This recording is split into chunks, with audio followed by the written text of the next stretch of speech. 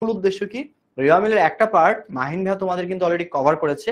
এখন আমরা এইটার যে সেকেন্ড আরেকটা পার্ট থেকে সব সময় প্রশ্ন এসেছে, যেটা হচ্ছে আমাদের রেওয়ামিলের ভুল ও ভুল সংশোধনী যে জাবেদা দাখিলাগুলো আছে, সেটা আজকের ক্লাসে আমরা একটু দেখবো মিলিয়ে যে এসএসসি লাইফ এটা কেমন ছিল, এসএসসি থেকে এইচএসসি তে যখন চলে গেছি সেক্ষেত্রে আমার কি কি জিনিস পরিবর্তন হচ্ছে, এবং কিভাবে আজকে ক্লাস করে আমরা এইচএসসি তে যখনই কলেজ লাইফে ঢুকবো সবার থেকে একটু এগিয়ে থাকতে পারি।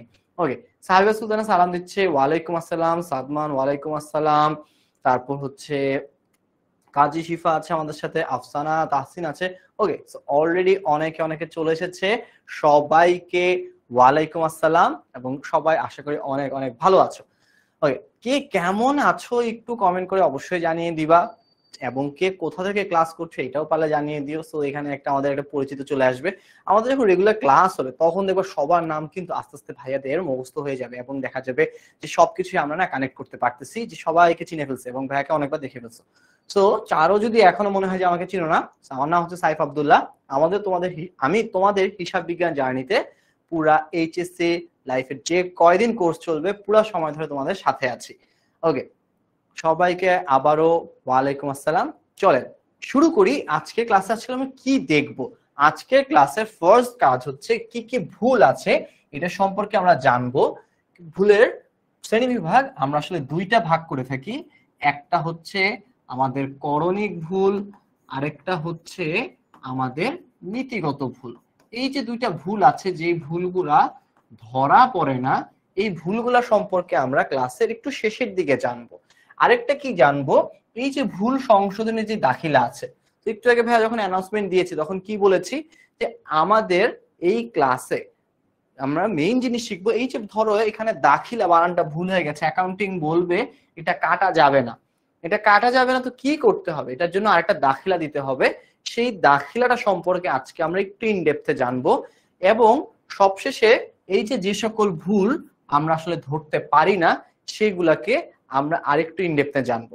ঠিক আছে, এখন আসি ভুলের শ্রেণী বিভাগের মধ্যে। একটা তো আছে ধরা পড়ে না, একটা আছে ধরা পড়ে।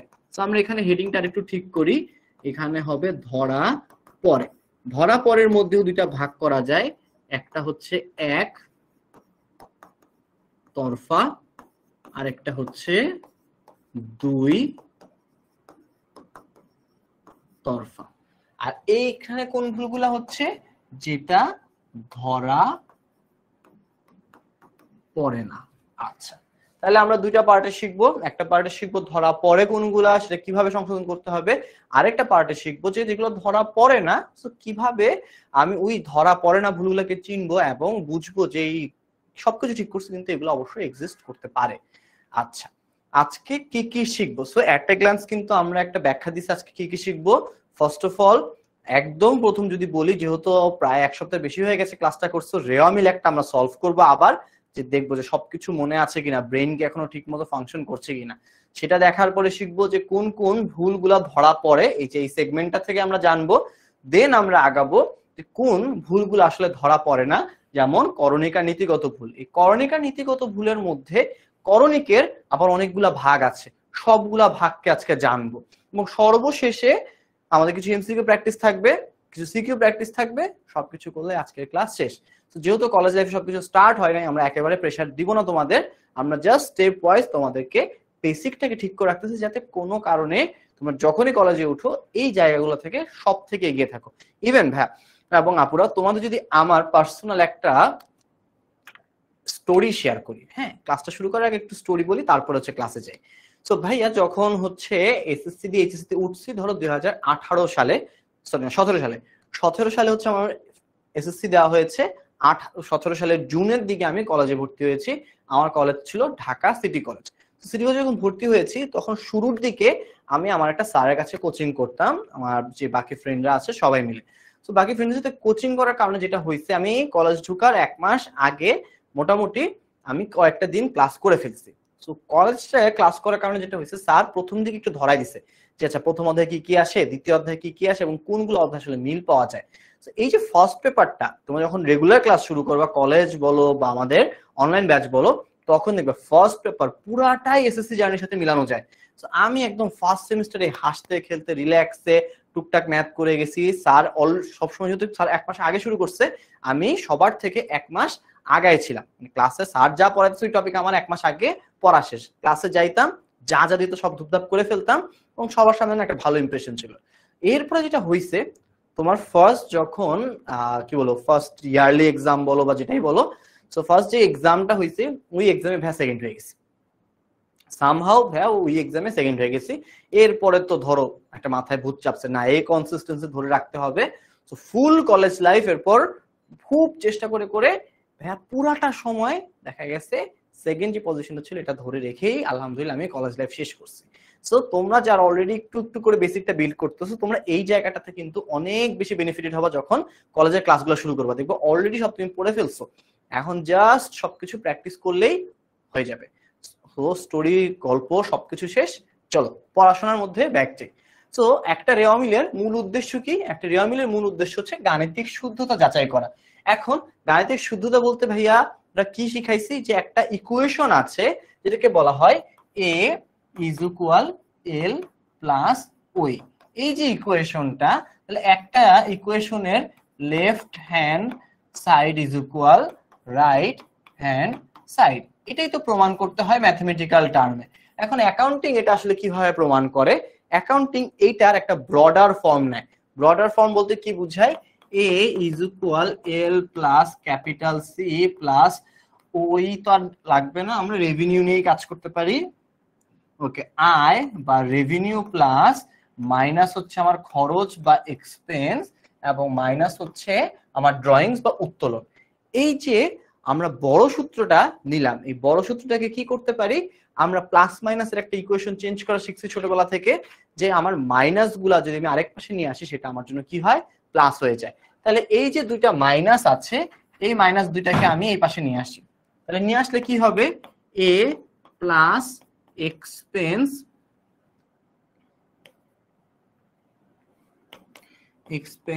Plus drawings is equal L plus C plus RV. আচ্ছা, তার মানে কি দাঁড়ালো? আমার এখানে যে এই তিনটা জিনিস আছে, একটা হচ্ছে সম্পদ, একটা হচ্ছে খরচ, একটা হচ্ছে আমাদের উত্তোলন। এই যে সম্পদ, খরচ, উত্তোলন এটা সব সময় ডেবিট হয়। তাহলে রেওয়ামিল প্রমাণ করতে চাই ডেবিট এবং ক্রেডিট।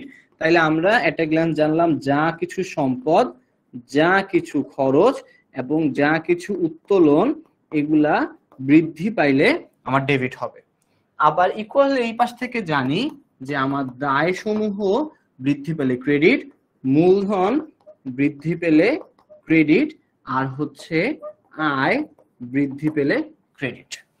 এইভাবে আমরা সাধারণত আমাদের এই রেওয়ামিলটা মিলাবো। যত কিছু দায় পাবো, যত কিছু মূলধন পাবো, যত কিছু আমি আয় পাবো সব ক্রেডিট সাইডে বসাই দিব, আর যতগুলা সম্পদ, খরচ এবং উত্তোলন পাবো সব ডেবিট সাইডে বসাই দেবো।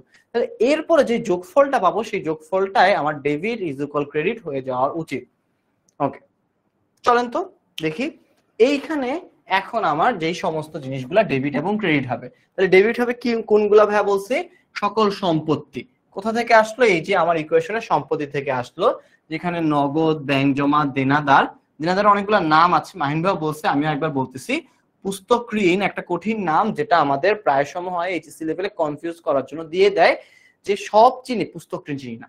কিন্তু পুস্তক ঋণ যে দেনাদার, এটা আমরা যদি জানি তাহলে এটা কখনোই ভুল আমরা করব না।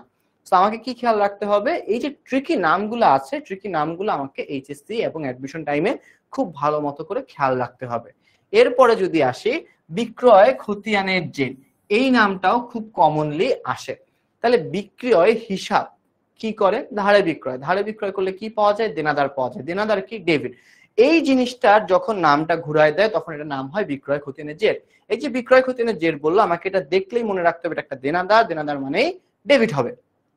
আচ্ছা, এবার আসি প্রাপ্য বিল, প্রাপ্য নোট। তোমরা চিনো, কোন ধরনের প্রদত্ত ঋণ মানে কাউকে যদি আমি দিয়ে থাকি, কাউকে টাকা দিলে সেটা এক ধরনের কি হয়? আমাদের সম্পদ হয়। আচ্ছা, কাউকে টাকা দিছি মানে কি? আমি ধরো আমার একটা বন্ধু আছে ওয়াহাব, তো ওয়াহাবকে আমি 1000 টাকা দিছি, তার মানে আমার টাকাটা আমি ওকে দিছি, ওর থেকে টাকাটা পাবো। যার কাছ থেকে টাকা পাবো সাধারণত সেই আমার জন্য একটা সম্পদ হয়ে থাকে। ওয়াহাব যাকে প্রদত্ত ঋণ দিয়েছি সেটা আমার জন্য একটা সম্পদ। অনেকে ঋণ ওয়ার্ডটা দেখলেই মাথায় মনে হয় যে ঋণ মানেই দায়, ঋণ মানেই ক্রেডিটে বসাতে হবে। এই কাজটা আমরা সবসময় করব না, খেয়াল রাখতে হবে তার নামের আগে পরে প্রদত্ত আছে কিনা। প্রদত্ত ঋণ মানে একটা সম্পদ। ভূমি একটা স্থায়ী সম্পদ, এটা আমরা খুব সহজে চিনি। আসবাবপত্র একটা স্থায়ী সম্পদ চিনি। সুনাম একটা সম্পদ, প্যাটেন্ট, এই জাতীয় যত কিছু আছে সবগুলোই সম্পদ। আরেকটা কি আছে, অগ্রিম যে কোনো খরচ। একটা খরচকে যখন অগ্রিম দেওয়া হয়, এই অগ্রিম খরচ সমূহগুলা সাধারণত এক ধরনের সম্পদ হিসেবে বিবেচনা করা হয়। কেন হয় আমি যদি একটা উদাহরণ দেই, তুমি এই বছর ভর্তির সময় 6 মাসের কলেজ ফি দিয়ে দিছো। ভর্তির সময় কি করছো, 6 মাসের যে কলেজ ফি আছে তুমি দিয়ে ফেলছো। 6 মাসে ধরো আসছে 30,000 টাকা, ভর্তি সহ সবকিছু মিলে 30,000 টাকা তোমার দেওয়া হয়েছে। এখন এই 6 মাস কলেজ কি তোমাকে একবারও বলবে যে কার নাম ইউজ করা যায়, ওকে সাদিয়া, সাদিয়াকে কি একবারও বলবে যে তুমি বেতন দাও? বেতন কিন্তু দিতে বলবে না। তুমি যে 6 মাসের টাকাটা দিয়ে ফেলছো, এইটা একটা তোমার সম্পদ ক্রিয়েট করছে যা তুমি 6 মাস ধরে ব্যবহার করতে পারবা, এবং 6 মাস পার হয়ে গেলে কলেজ তখন আবার মনে করাবে যে তোমার আবার বেতন দেওয়া প্রয়োজন। এই যে একটা জিনিস আমি তৈরি করলাম, অ্যাসেট তৈরি করলাম, যেটা কারণে 6 মাস ব্যবহার করতে পাইছি, এটাকে বলা হয় চলতি সম্পদ। আশা করি সবাই এটা ক্লিয়ার। আচ্ছা, এরপরে আছে বকেয়া আয়। বকেয়া আয় মানে কি? বকেয়া আয় মানে হচ্ছে তুমি একটা সেবা দিয়ে দিছো কিন্তু তুমি সেটা টাকা পাও নাই। সো ধরো তুমি এরকম একটা সেবা দিছো যে কারো রিকোয়েস্টে তার একটা পণ্য অন্যজনকে দিয়ে আসছো এবং তার বিনিময়ে তোমার 100 টাকা পাওয়ার কথা। তুমি একটা প্রোডাক্ট নিয়ে আরেকজনকে দিয়ে আসছো যার বিনিময়ে 100 টাকা পাওয়ার কথা। তুমি তোমার সেবা দিয়ে দিচ্ছ কিন্তু সে টাকাটা দিচ্ছে না। এই যে ঘটনাটা, তুমি যেহেতু তোমার কষ্টের পার্টটা তুমি করে ফেলছো, তাই তুমি কিন্তু টাকাটা পাওয়ার যোগ্য। এখনো পাও নাই, কিন্তু কালকে গেলে অবশ্যই পাবা। তো সেক্ষেত্রে কি এই যে টাকাটা পাবো, এই কথাটা যখনই হচ্ছে আমার কাছে কোনো কিছু আসতেছে, সেটা হচ্ছে একটা ধরনের বকেয়া আয়, সেটা আমার জন্য সম্পদ। এরকম ছোটবেলায় আমাদের যেটা হইতো, দাদির মাথার চুল তুলে দিলে দেখা যেত, মানে সাদা বা পাকা চুল তুলে দিলে দেখা যেত তারা হচ্ছে আমাদের ছোট ছোট 10 টাকা, 5 টাকা, 20 টাকা এরকম অনেক টাকা দিত। তো এটা কি একটা সার্ভিস দিছি, কি সার্ভিস? তার মাথার পাকা চুল তুলে দিছি। এইরকম ছোট ছোট কিন্তু জিনিসপত্র আমরা অনেকেই ছোটবেলায় করছি। আম টোকানো থেকে শুরু করে অনেক কিছুই করা হয়েছে। তো এরকম রিলেটিভ গল্প দিয়ে সবসময় তোমরা এই ঘটনাগুলা মনে রাখবা যে তুমি একটা সেবা দিছো যার বিনিময়ে তোমার টাকা পাওয়ার কথা, পাও নাই, তার মানে এটা কি? বকেয়া আয়। বকেয়া আয় মানে কি? সম্পদ। শেষ। আচ্ছা ভাই, শুধু অনলাইনে হিসাব বিজ্ঞান করলে হবে? এখন হবে, আমি বলবো কখন সেটাও বলতেছি। তুমি যদি আমার ক্লাস যখন দেখছো, ক্লাস করার পর যে এইচডব্লিউ দেওয়া হচ্ছে, এই এইচডব্লিউটাও তুমি কভার করতেছো বা কমপ্লিট করতেছো, একমাত্র তখনই তুমি শুধুমাত্র অনলাইনে অ্যাকাউন্টিং করে ভালো রেজাল্ট করতে পারবা। বাট যদি শুধু ক্লাস দেখলে এরপরে আর খাতা একবারও খুললা না, তাহলে ভাই একদম লিখে দিতে পারি তুমি এটা দিয়ে কভার করতে পারবা না। আচ্ছা, সুনামের প্যাটার্ন কি স্থায়ী সম্পদ?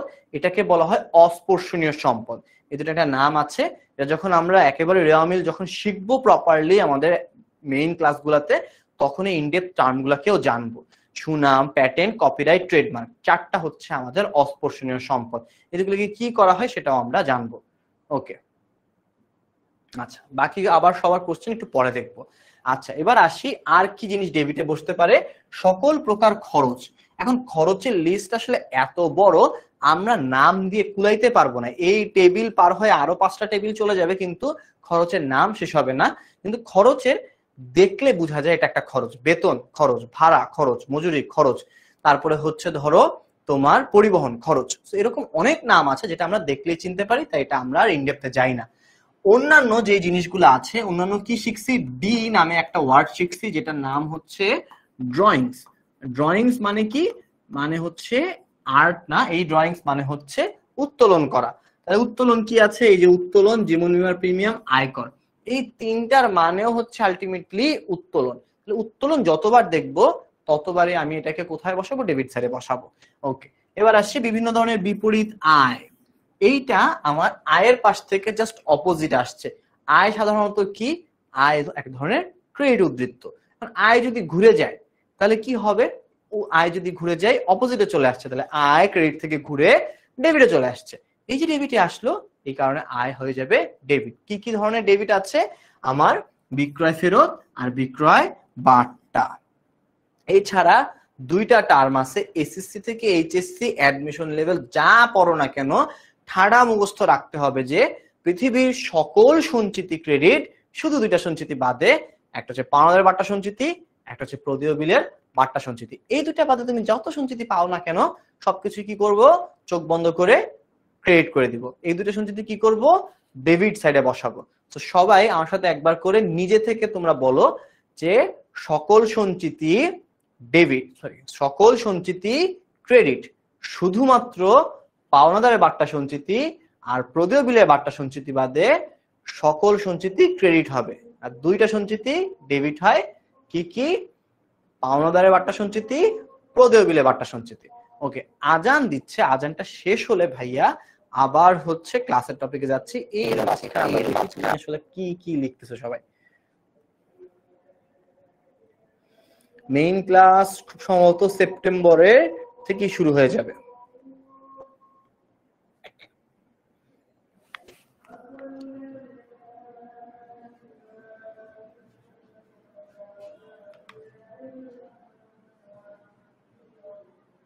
ইয়েস, প্রথম পার্টটা রিভিশন আর 10 মিনিট জাস্ট আমরা ম্যাথ প্র্যাকটিস করব একটা, এরপরে আমরা রেগুলার টপিকে চলে আসব।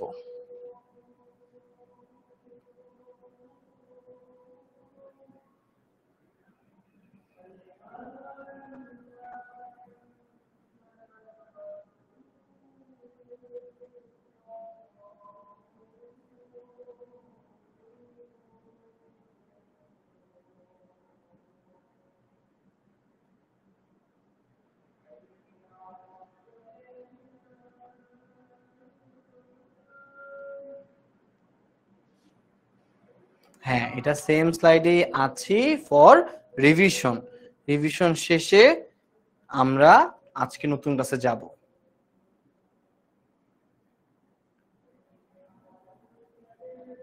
ডিউ অ্যাডমিশন স্টোরিটা তো আরো অনেক পরে, এটা আমরা যাই আর একটু পরে যাই। রেগুলার ক্লাস শুরু হবে কবে থেকে? সেপ্টেম্বরের থেকে আমরা রেগুলার ক্লাসে চলে যাব। 26 যদি কিনি হয়ে যাবে কমপ্লিট, কারণ এই বছর শেষে আমরা, এই বছর শেষ না, জানুয়ারি ফেব্রুয়ারির মধ্যে আমরা মোটামুটি অ্যাকাউন্টিং সবকিছু কভার করে ফেলবো।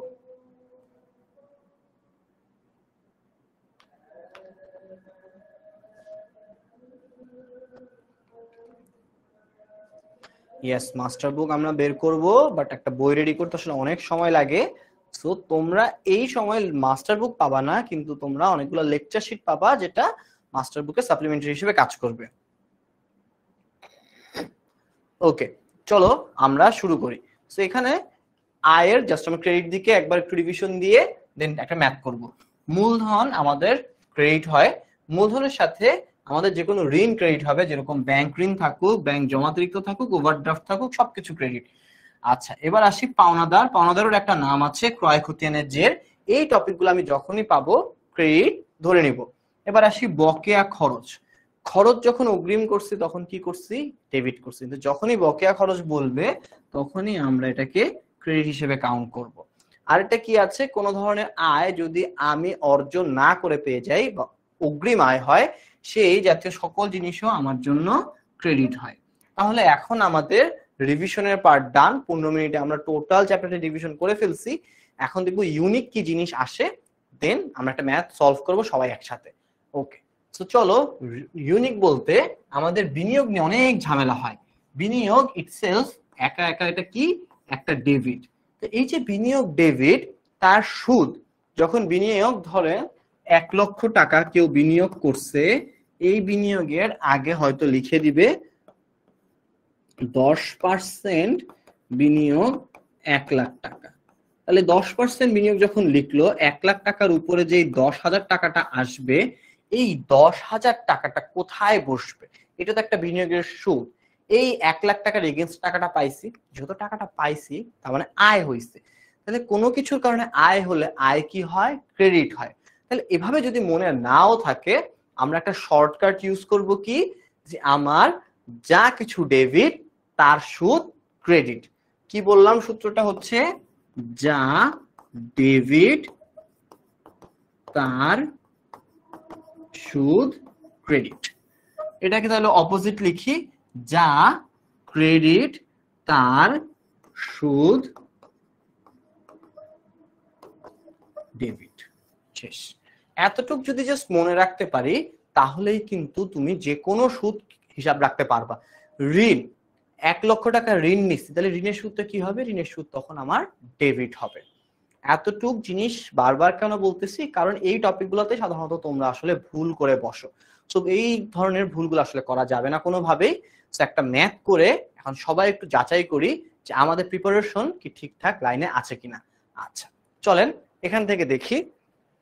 ওকে, একটা ওভারভিউ সবাই পড়ি যেখানে কি কি এন্ট্রি আছে, এটা সলভ করে দেন হচ্ছে আমরা দেখব কোন কোন ভুল আসলে রেওয়া মিলে হয়ে থাকে বা ধরা পড়ে। সো হাতে নগদ আমাদের প্রারম্ভিকের রুলস কি শিখছি? কোনো ধরনের প্রারম্ভিক এন্ট্রি আসে না। তাহলে 1 তারিখের হাতে নগদ যখন থাকবে এটাকে আমরা রেওয়া মিলে আনতে পারবো না। পরবর্তীতে যদি দেখি কলকবজা, এটাকে আমরা শিখছি একটা স্থায়ী সম্পদ, একটা স্থায়ী সম্পদ ডেবিট হয়। ব্যাংক ঋণ, তার আগে 10% থাকুক যাই থাকুক, এটা একটা দীর্ঘমেয়াদী ব্যাংক ঋণ, একটা ব্যাংক ঋণ ক্রেডিট হয়। বকেয়া ভাড়া, সো আমরা এখানে যদি একটু আইডেন্টিফাই করি, ভাড়া একটা খরচ, এটার আগে যখন বকেয়া শব্দটা ইউজ করে দিল তাইলে খরচ বকেয়া হয়ে গেল। তাহলে খরচ বকেয়া কি হয়? খরচ বকেয়া ক্রেডিট হয় বা দায় হয়। দায় যখন হচ্ছে তখন এটা আমার জন্য কি হবে? ক্রেডিট হবে। তাহলে এই এন্ট্রিটাও ক্রেডিট। আচ্ছা এবার আসি আসবাবপত্র, এটা একটা স্থায়ী সম্পদ, একটা স্থায়ী সম্পদ সবসময় ডেবিট। ব্যাংক জমা, এখানেও দেখো 1/1/18 বলা, 1 তারিখের কোনো সম্পদ আমরা আনি না, কেটে দিলাম। সুনাম একটা অস্পর্শনীয় সম্পদ, একটা সম্পদ যেহেতু ডেবিট করে দেই। হাতে নগদের 31 তারিখ পেয়েছি, তাহলে কোনো সম্পদ যখন থাকবে আমি সেটা সবসময় কি ইউজ করব? সমাপনীজের। তাহলে 31 তারিখেরটাকে আমরা সম্পদ হিসেবে ডেবিট করব। লভ্যাংশ প্রদান, সো প্রদান ওয়ার্ডটা যখন ইউজ করতেছে একেবারে স্পেসিফাই করা আমার এটা কি হবে? খরচ হবে। খরচ তাহলে কি কোথায় বসে?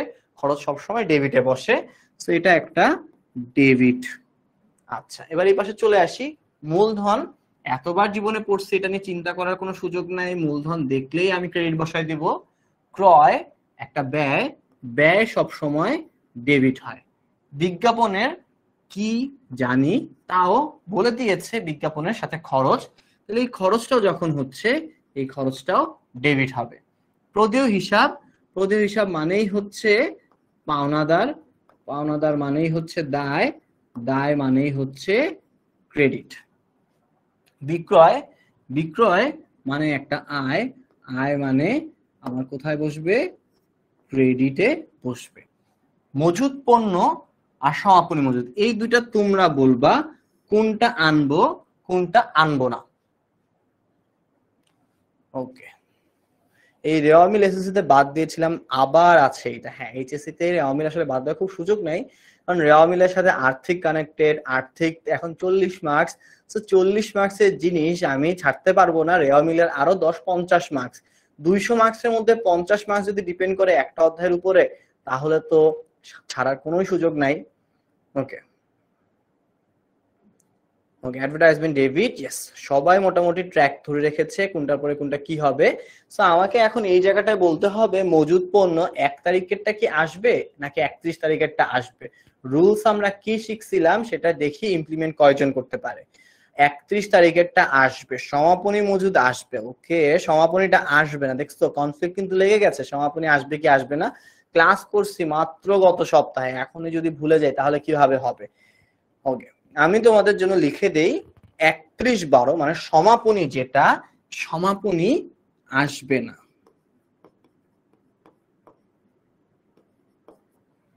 আসবে না কে? সমাপনীটা। আর প্রারম্ভিক হচ্ছে আমার আসে। তো মজুদ যে রুলসটা আমার এই সম্পদ দায়ের মতো সেম না, এখানে সমাপনী মজুদটাকে আমরা আনবো না, কিন্তু প্রারম্ভিক মজুদটাকে আনবো। এটা একটা বড় ব্যাখ্যা আছে, একটা ম্যাথ দিয়ে এই ব্যাখ্যা চাইলে প্রমাণ করা যায়, কিন্তু এত ইনডেপথে ভাইয়া দেওয়া যাচ্ছি না আজকে। আজকে যদি প্র্যাকটিস করতেছি, ম্যাথটাকে প্র্যাকটিস করি। ওকে, যারা 1 তারিখে একটা আসবে অ্যান্সার দিচ্ছে সবারটা ঠিক আছে, ভেরি গুড, এক্সিলেন্ট সবাইকে। আচ্ছা এবার আসি বিক্রয় বাট্টা। সো বিক্রয় জানি ক্রেডিট, কিন্তু বিক্রয়ের পরে একটা বাট্টা শব্দ যখনই জুড়ে দিয়েছে তার মানে এখানে কোনো ঘাপলা আছে। এই ঘাপলাটা আমরা কি করতে পারি, বিক্রয় যখন বাট্টা হয়েছে মানে ডিসকাউন্ট হয়েছে, তার মানে বিক্রয় কমে গেছে। বিক্রয় কমে গেছে তার মানে বিক্রয় যা হয় তার অপোজিটটা হবে। অপোজিটটা কি? অপোজিটটা ডেবিট। তাহলে বিক্রয় বাট্টা হবে একটা ডেবিট। এবার আসি ব্যাংক জমা। তাহলে এখানে দেখেছিলাম হাতে নগদ, ব্যাংক জমা এগুলো যদি প্রারম্ভিক থাকে আনবো না, এইগুলো সবসময় সমাপনীটা আমাকে আনতে হয়। তাহলে ব্যাংক জমা আমার কোনটা আসবে? সমাপনীটা আসবে। ব্যাংক জমা একটা সম্পদ, ডেবিট। প্রাপ্য হিসাব আমার একটা সম্পদ, ডেবিট। আচ্ছা, তো এইখানের মাধ্যমে আমার রেওয়া মিল মোটামুটি সবগুলাই কিন্তু করা হয়ে গেছে। এখন দেখো একটা জিনিস তোমরা হয়তো নোটিস করছো, ভাইয়া যখনই এক একটা এন্ট্রি বসাইছি প্রত্যেকটা সময় কিন্তু আমি বলে নিছি যে কোনটা কি, তারপরে ডেবিট ক্রেডিট বসাইছি। অনেকে যেটা করছে এসএসসি লাইফ পর্যন্ত এন্ট্রি মুখস্থ করছি ধুমায়, চোখ নাক মুখ বন্ধ করে পানি খেয়ে খালি মুখস্থ করছি এবং পরীক্ষার হলে যে ঢেলে দিয়ে আসছি। না, আমাদের সাথে জার্নিতে আমরা মুখস্থ কোনো কিছুই করব না, আমরা জাস্ট বুঝবো কোনটা কেন হয়েছে। কলকবজা একটা স্থায়ী সম্পদ, তাই ডেবিট। কলকবজার নাম দেখলে যে ডেবিট, এটা আমাদের প্র্যাকটিস থেকে বের হয়ে আসবো। তারপরে আমরা দেখেছি সুনাম ডেবিট। সুনাম যখন বলছি ভাই কি বলছি, অস্পর্শনীয় সম্পদ ডেবিট। প্রত্যেকটা নামের সাথে আমাকে রিজন কানেক্ট করতে হবে। লভ্যাংশ প্রদান একটা খরচ হয়েছে, খরচ হয়েছে তাই ডেবিট হয়েছে। এট ফার্স্ট আমার রিজন লাগবে, তারপর আমি ডেবিট না ক্রেডিট বসাবো। ওকে, এই পাশেও দেখো মূলধন মালিকানা সত্ত্ব তাই ক্রেডিট, দেন হচ্ছে ক্রয় একটা ব্যয় তাই ডেবিট। তাহলে প্রত্যেকটা যখন আমি বসাচ্ছি, বিক্রয় বাট্টাও যখন বসাইছি তখনও বলছি এটা একটা বিপরীত আয় তাই ডেবিট। সো সবকিছু আমাকে কিন্তু কানেক্ট করতে হবে। রিজনটা কি?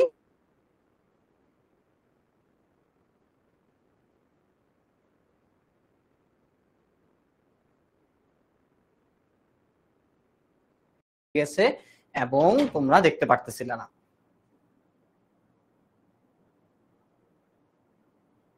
ওকে, সো এখন চলে আসছে স্ক্রিনে। সবাই একটু বলবা যে স্ট্রিম কি দেখা যাচ্ছে কিনা, ফিরে আসছে কিনা।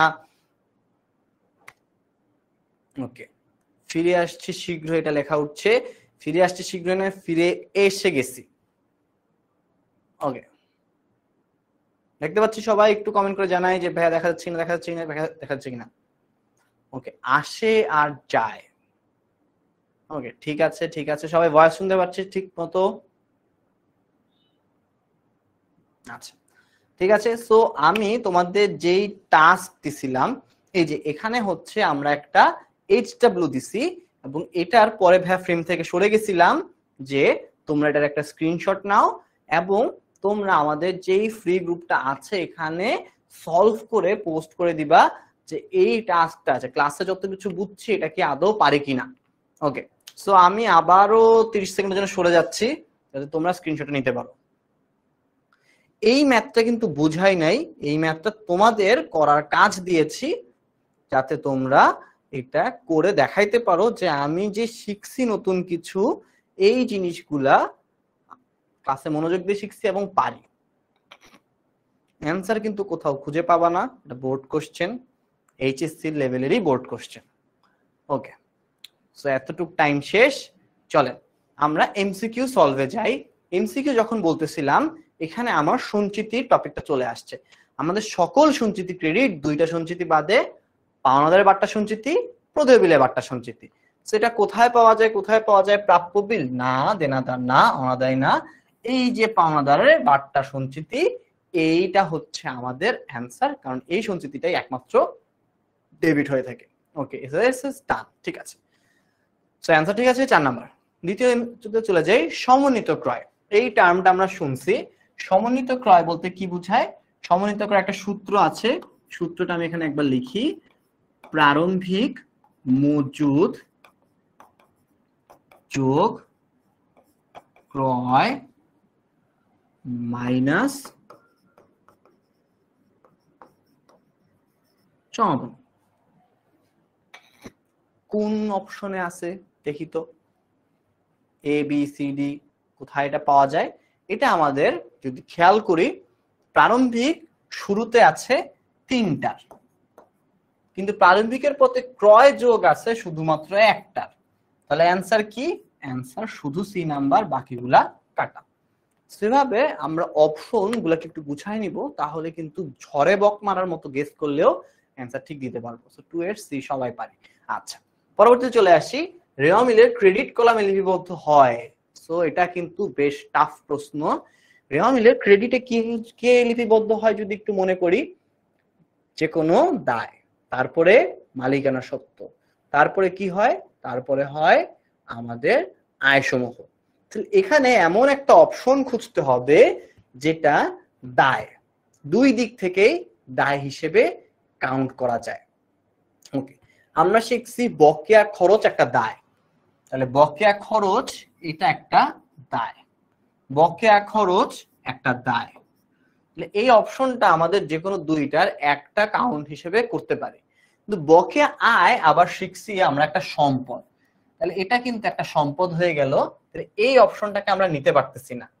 অগ্রিম আয় আবার এক ধরনের দায়, তাহলে আমার দরকার ছিল দুইটা দায় খোঁজা, একমাত্র সি নাম্বার অপশনেই কিন্তু দুইটা দায় আছে। তো 3 এর অ্যান্সার হবে সি। বুঝে গেছে কিভাবে আমরা ইজিলি শর্টলিস্ট করব, শর্টলিস্ট করে আমরা অ্যান্সার গুলোকে দিব। আচ্ছা, তাহলে অ্যান্সার পেয়ে গেলাম 3 এর সি। এবার আসি ভুল সংশোধনী দাখিলা বলতে কি বুঝি, কেন করি, কিভাবে করি। সো এখন থেকে আমরা যতগুলো পার্ট শিখবো পুরাটাই শিখবো ভুল সংশোধনী নিয়ে। সো ভুল সংশোধনী মানে হচ্ছে আমি একটা ভুল করে ফেলছি। ভুলটা কি হতে পারে? ভুলটা হতে পারে আমি আজকে একটা কলম কিনছি, কলম কিনছি 15 টাকা দিয়ে, ঠিক আছে, একটা কলমের দাম 15 টাকা। আমি যখন কলম কিনছি অ্যাকাউন্টিং হিসেবে আমার লেখার কথা ছিল মনি হারি ডেবিট নগদ ক্রেডিট, 15 টাকা আমি দোকানদারকে দিয়ে আসছি, তাই আমার পকেট থেকে 15 টাকাই গেছে, 15 টাকা ক্রেডিট। কিন্তু ভুলবশত আমি যখন মনিহারিতে লিখছি আমি এত সুন্দর করে 5 লিখি যেটা কাইন্ড অফ শূন্য হয়ে গেছে, তাহলে মনিহারিতে হয়ে গেছে কত টাকা? 10 টাকা। ঠিক আছে, তার মানে আমি এন্ট্রি দেওয়ার সময় এই যে একটা পাশ আছে এই একটা পাশে আমি কম লিখে ফেলছি, ভুলটাই হচ্ছে কম। এখন অ্যাকাউন্টিং তোমাকে এটা অ্যালাউ করবে না যে তুমি এখানে ওভাররাইট করে এটাকে 5 বানায় দাও। কিছু ক্ষেত্রে মনে হচ্ছে তো এটা একটা 5, কিন্তু এই জিনিসটা অ্যাকাউন্টিং তোমার জন্য অ্যালাউ করে না। কি অ্যালাউ করে না? যেখানে কোনো ওভাররাইট হবে, যেহেতু কলম দিয়ে লেখা হয়, সেই যে আমার একটা সুন্দর অপশন আছে ইরেজার ইউজ করার, এই ইরেজারটা ইউজ করার অপশন তোমার খাতায় নাই যে তুমি 10 কে 15 করে দিতে পারবা। তাহলে তোমার আসলে করার জন্য কি উপায় থাকে? তোমার করার জন্য যেটা উপায় থাকে সেটা হচ্ছে তোমাকে আরেকটা জাবেদা দাখিলা দিতে হবে। আরেকটা এক্সট্রা করে যখন জাবেদা দাখিলা দিবা, সেই জাবেদা দাখিলার নামটাই হচ্ছে ভুল সংশোধনী দাখিলা। কোন দাখিলাটা? এই যে 5 টাকা কম হইছে, এই 5 টাকার অ্যাডজাস্টমেন্ট আনার জন্য যে দাখিলাটা দিব, সেই দাখিলাটাকে বলতেছি আমরা ভুল সংশোধনী দাখিলা। এই দাখিলাটাকে হিসাব বিজ্ঞানের একটা বিশেষ ধাপ বলা হয়, সেই ধাপটার নাম হচ্ছে পরিত্যাজ্য ধাপ। পরিত্যাজ্য মানে কি? যেটা আমাদের অ্যাভয়েড করা উচিত। আচ্ছা, এটা খুব টেরা বেঁকা হয়ে গেছে, মানে একটু সিধা বানাই। ওকে, তাহলে যে জিনিসটাকে অ্যাভয়েড করা উচিত সেটাকে আমরা বলতেছি ভুল সংশোধনী দাখিলা। এখন কথা হচ্ছে ভাইয়া, যদি অ্যাভয়েড করা উচিত তাহলে আপনি শিখাচ্ছেন কেন? শিখাচ্ছি কারণ এটা অ্যাজ এ অ্যাকাউন্টেন্ট তুমি যখন কোথাও কাজ করতেছো, তোমার কাজের সময় এই ভুলগুলা করা যাবে না বলছে। নট দ্যাট এই চ্যাপ্টারটা বাদ দিয়ে দিব, যাতে আমার জীবনে যত ভুল হোক তারপরে ভুলের ঠেলায় চাকরি থেকে বের করে দিবে। অথবা চাকরির কথা যদি তোমাদের মাথায় বেশি টেনশন মনে হয়, তাহলে চিন্তা করো তোমার এক্সাম হলে তুমি সবকিছু কারেক্টলি দিয়ে আসতে পারো। এই টার্মগুলো যখন তুমি এক্সাম হলে ইমপ্লিমেন্ট করবা, দেন যখন সামনে ইউনিভার্সিটিতে পড়বা, দেন যখন জব করবা, সব ক্ষেত্রে একটাই রুলস এক্সিস্ট করবে। এই যে 5 টাকা কম লিখছো, এক কথা হচ্ছে 5 টাকা কম লেখা যাবে না, ডাবল চেক করে লিখো, কারেক্টলি লেখো। যদি ভুল করে ফেলো সেক্ষেত্রে তোমাকে কি করতে হবে? ভুল সংশোধনী দাখিলা দিতে হবে। ওকে, ভুল সংশোধনী দাখিলা আমি দিব, কিন্তু এটা আমাকে অ্যাকাউন্টিং এর টার্মে বলা হচ্ছে পরিত্যাজ্য ধাপ, যতদূর সম্ভব তুমি এটা অ্যাভয়েড করো। তুমি চিন্তা করো অ্যাজ এ ওনার তুমি একটা এমপ্লয়ি হায়ার করছো যে প্রতিদিন 5টা করে ভুল করে, তুমি সন্ধ্যা 7টার সময় যখন বাসায় যাওয়ার কথা তখন ওকে নিয়ে হিসাব মিলাইতে বসো, তারপর 5টা করে ভুল পাও, 10টা করে ওর সাথে মারামারি করো, বকাবকি করো, এরপরে হিসাব মিলাইতে মিলাইতে রাত 10টা বাজে, বাসায় যাও 11টার সময়। এই যে ঝামেলাটা হইলো, কেন হইলো? কারণ ও 5টা এন্ট্রি ভুল দিছে। তার জন্য তোমাকেও কি অনেক কষ্ট করতে হইলো। এটা যাতে না করতে হয় তাই বলা হয় যতটুকু সম্ভব ভুলের দিকে যাবাই না, ভুল সংশোধনের দিকে যাওয়াই যাবে না, হইলে পরে ঠিক করবো। এতটুকু এক্সাম্পল বুঝছি। আচ্ছা, এখন যদি বুঝি তাহলে আমরা আসি কি ধরনের ভুল হয়। ভুল হয় দুই ধরনের। একটা হচ্ছে একতরফা ভুল, যেটা আমরা ইনিশিয়ালি বা প্রথম দিকে শিখবো। কোনটা সেটা? দেখো এখানে দুইটা পক্ষ ছিল, একটা পক্ষ ছিল 10 টাকায়, একটা পক্ষ ছিল 15 টাকায়। এই যে নগদের পক্ষ, ওর পাশে তো কোনো ভুল নাই, তো এখানে আমার কোনো কাজ করতে হবে না। আমার কাজ করতে হবে শুধুমাত্র একটা দিকে, সেটা হচ্ছে 10 টাকার যে মনিহারিটা আমরা কাউন্ট করব, ভুল একমাত্র এখানে হয়েছে। যখন ডেবিট ও ক্রেডিটের যে কোনো একটা পক্ষে ভুল হয় বা টাকার অঙ্কে ভুল হয়, এই ভুলগুলাকে যখন সংশোধন করা হয় তখন এটাকে বলা হয় একতরফা দাখিলা বা একতরফা ভুল। এতটুকু বুঝি? সবাই বুঝলে একটু কমেন্ট করি যে ভাইয়া একতরফাটা বুঝছি। এখন দুই তরফা তাহলে কি হবে? তার মানে কি ডেবিট ও ক্রেডিট দুইটাই যদি ভুল হয় তখন আমরা এটাকে কি বলবো? দুই তরফা ভুল। As simple as that. এখানে কিন্তু জটিল কিছু নাই। একতরফা ভুল মানে শুধুমাত্র ডেবিট বা শুধুমাত্র ক্রেডিটে ভুল হবে, যেটা শুধুমাত্র টাকার অঙ্কে ভুল হবে। আর দুই তরফাটা এন্ট্রিটাই ঘুরে যাবে, যার জন্য অ্যাটলিস্ট তোমাকে দুইটা কারেকশন করতে হবে, মানে ডেবিট ও ক্রেডিট উভয়ই পরিবর্তন হবে। ওকে, এই কোর্সটা কতদিন থাকবে? তো তোমাদের টোটাল 8 মাসের কাছাকাছি সময়ে আমরা হিসাব বিজ্ঞান প্রথম ও দ্বিতীয় পত্র দুইটাকেই কভার করব।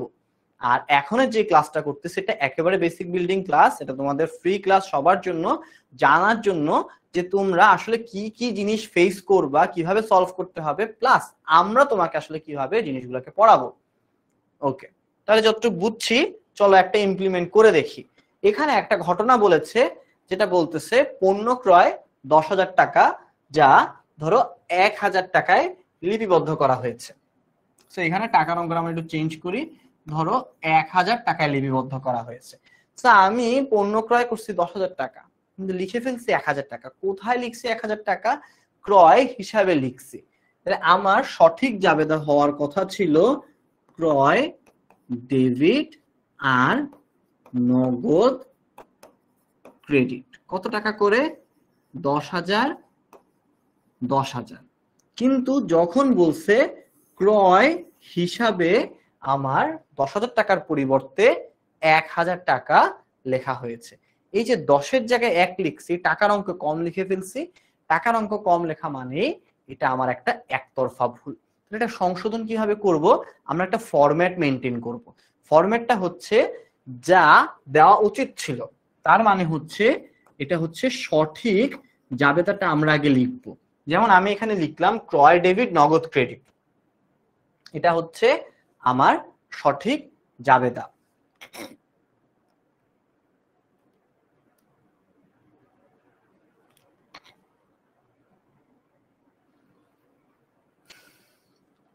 ওকে, সো আমরা এটা থেকে সলভ করি, আগেরটা একটু ব্যাখ্যা বেশি হয়ে যাবে। সো আমরা এখানেও সেম ফরম্যাট ইউজ করব। দেখো পণ্য ক্রয় 20,000 টাকা, যা ক্রয় হিসাবে 2,000 টাকা লিখছি, তার মানে কি কম লিখে ফেলছি। হ্যাঁ, যখন কম লিখছি তাহলে কি করতে হবে? আমার এখানে আগে সঠিক জাবেদাটা লিখতে হবে।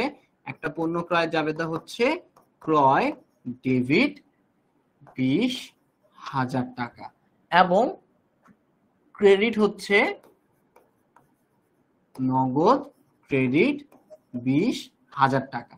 যখন বলছে শুধু ক্রয় হিসাবে 2,000 টাকা লেখা হয়েছে, তার মানে আমার এই যে 20,000 টাকা ক্রয় হিসাবের আমি শুধুমাত্র একটা ডেবিট সাইডে ভুল করছি। তাহলে আমি ফরম্যাটটা কি করব? প্রথমে লিখব যা দেওয়া উচিত ছিল, বা বলবো যে আমার সঠিক যে জাবেদাটা ক্রয় ডেবিট নগদ ক্রেডিট। আচ্ছা, এবার আসি ভুলটা কি করছি।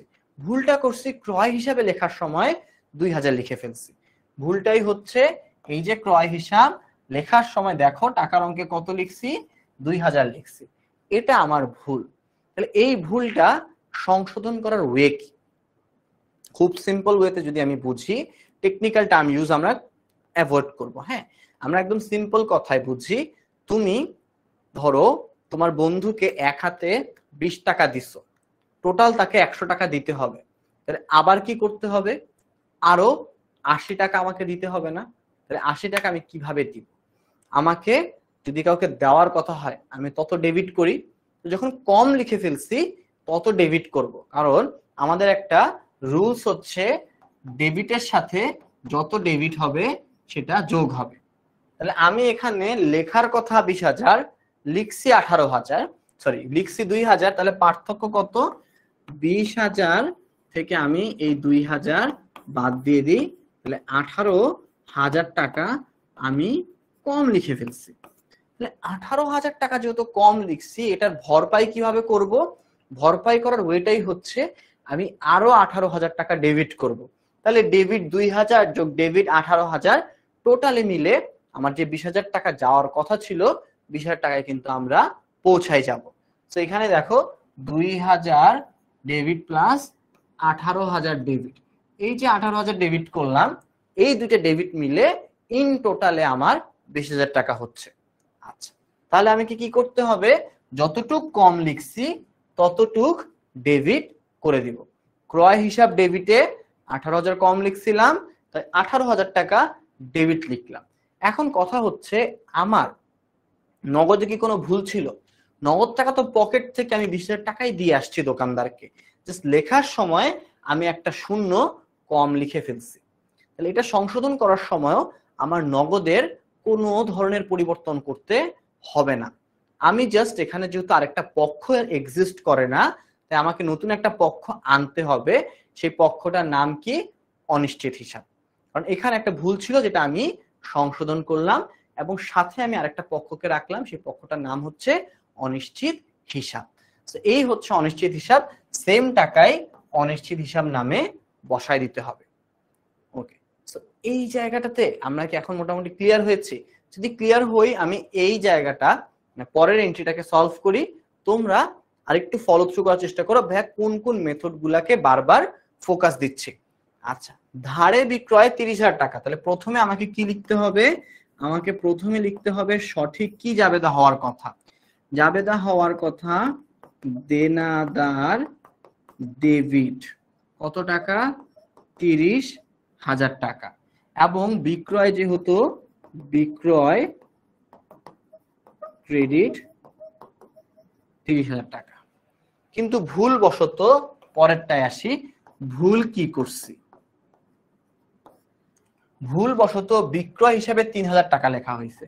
ওকে, তাহলে বিক্রয় যখন আমি ক্রেডিট লিখতেছিলাম, ক্রেডিট লেখার সময় আবেগের বশে একটা শূন্য কম পড়ে গেছে, 3,000 টাকা হয়ে গেছে, যেখানে দেনাদারের পক্ষ থেকে কোনো ধরনের ভুল হয় নাই, দেনাদার ডেবিট 30,000 টাকাই রয়ে গেছে। সো এখানে কারেক্ট পয়েন্ট কি? এটা আমার ঠিক আছে, কিন্তু এই জায়গাটাতে একটা ভুল হয়ে গেল। তাহলে আমাকে এখন কি করতে হবে? সংশোধন করতে হবে। তাহলে সংশোধন করার ওয়েটা কি? এখন কি আরো ডেবিট করে ফেলবো? তাহলে বিক্রয়ে যদি আমি আরো ডেবিট করি তাহলে ক্যান্সারটা মিলবে। আচ্ছা, আগে আসি কত টাকার পার্থক্য আসলে হবে। লেখার কথা ছিল 30,000, লিখছি 3,000, তাহলে পার্থক্যের টাকা হচ্ছে 27,000 কম। ওকে, কম ওয়ার্ডটাতে একটু ফোকাস রাখি। আমি এই যে যত টাকা কম লিখছি আমাকে এটা ভরপাই করতে হবে। তাহলে ভরপাই করার জন্য তোমরা বলো তো, আমার কি বিক্রয় হিসাব আরো ক্রেডিট করা উচিত 27,000 টাকা দিয়ে, নাকি বিক্রয় হিসাব আরো ডেবিট করা উচিত 27,000 টাকা দিয়ে?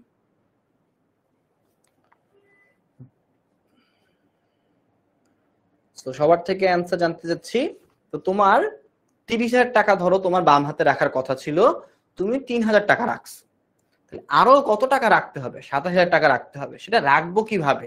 বিক্রয় হিসাব নিজে কিন্তু একটা ক্রেডিট, ক্রেডিট পাশে কি করছি? কম লিখছি। তাহলে আমার 3,000-কে 30,000 টাকা ক্রেডিটে আনতে হবে। তাহলে কি আমি আরো ক্রেডিট করব নাকি আরো ডেবিট করব? যদি প্রশ্নটা না বুঝো অবশ্যই জানাবা।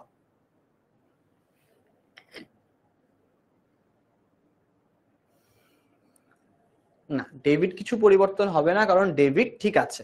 ওকে, সঞ্জিদা আফরিন বলছে ক্রেডিট করা উচিত, মিথিলা বলছে ডেবিট করা উচিত।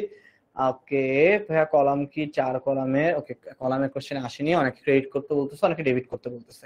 আচ্ছা, তুমি চিন্তা করো, তোমার এটা ক্রেডিট, এখানে কি কম ক্রেডিট করছো না? তোমার এখানে আরো যোগ করতে হবে 27,000, তাহলেই তোমার অ্যান্সারটা মিলবে। তাহলে এখন ক্রেডিট কে, আমি যদি ক্রেডিট করি তাহলে যোগ হয় নাকি ক্রেডিটকে ডেবিটে যোগ হয়? আমরা জানি ডেবিট ক্রেডিটের মধ্যে একটা নেগেটিভ সম্পর্ক আছে। ডেবিটের সাথে একমাত্র ডেবিট যোগ হয়, ডেবিটের সাথে ক্রেডিট কিন্তু বিয়োগ হয়ে যায়। আবার ক্রেডিটের সাথে ক্রেডিট যোগ হয়, কিন্তু ক্রেডিটের সাথে ডেবিট হইলে বিয়োগ হয়ে যায়। এতটুকু মনে আছে? তাহলে দুইটা যদি সমান ধর্মী হয় তাহলেই যোগ হয়, সমান ধর্মী হয় তাহলেই যোগ হয়, কিন্তু বিপরীত ধর্মী হলে বিয়োগ হয়ে যায়। আমার গোল কি ছিল?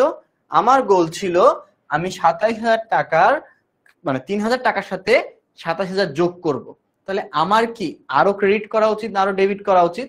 একটু আগে কি শিখলাম? ক্রেডিটের সাথে একমাত্র ক্রেডিট করলেই যোগ হয়। তাহলে আমারও এখানে করা উচিত বিক্রয় ক্রেডিট, বিক্রয় ক্রেডিট 27,000 টাকা। তাহলে বিক্রয় হিসেবে সাথে 3,000 যোগ 27,000 30,000 টাকা হয়ে যাবে, কিন্তু ডেবিট পক্ষ তো নাই। তাহলে আমি কি শিখছি বা কি শিখাইলাম তোমাদের? যে ডেবিট পক্ষ না থাকলে আমাকে কাকে আনতে হবে? আমাকে আনতে হবে একটা অনিশ্চিত হিসাব।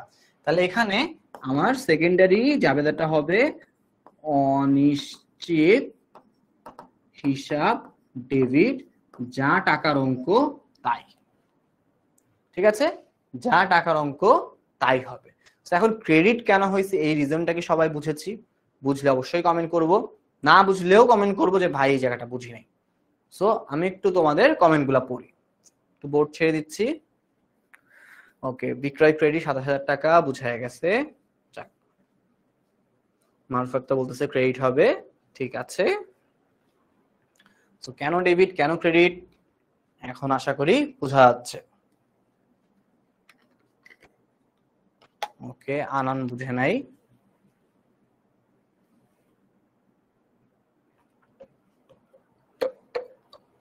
আমরা অনিশ্চিত নিয়ে ফোকাস করব না, আমার যে পাশে ফাঁকা থাকবে সেই পাশেই অনিশ্চিত বসবে, এটা নিয়ে কোনো ঝামেলা নেই।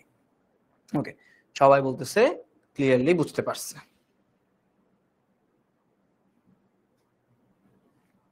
আচ্ছা চলেন, এখানে আমার হচ্ছে আমি ট্যাবটা ডিলিট করে দিব না। তো এখানে কি আছে বেসিক্যালি, এখানে তোমাদের ফর্মালি বা বোর্ডে যেটা লেখা থাকার কথা সেই লেখাটা দেওয়া আছে, যাতে তোমরা পরবর্তীতে দেখে নিতে পারো। আচ্ছা, এবার আসি বেতনের হিসাবে। বেতনটা পরে যাই, এটা আগে করি। বেতন 5,000 টাকা, যা বেতন হিসেবে 10,000 টাকা লেখা হয়েছে। সো আমরা সেম ফর্মুলাটা ইউজ করব। একটা বেতন যখন লেখা হওয়ার কথা, লেখা উচিত আমাদের বেতন ডেবিট 5,000 টাকা, এবং লেখার কথা নগদান ক্রেডিট 5,000 টাকা। এটা হচ্ছে কোনটা আমাদের, এটা সঠিক ফর্ম। কিন্তু ভুলবশত কি করছি, ভুলবশত বেতন ডেবিট করে ফেলছি 10,000 টাকা দিয়ে, এবং নগদ পাশে কোনো ভুল হয় নাই, তাই নগদ ক্রেডিট 5,000।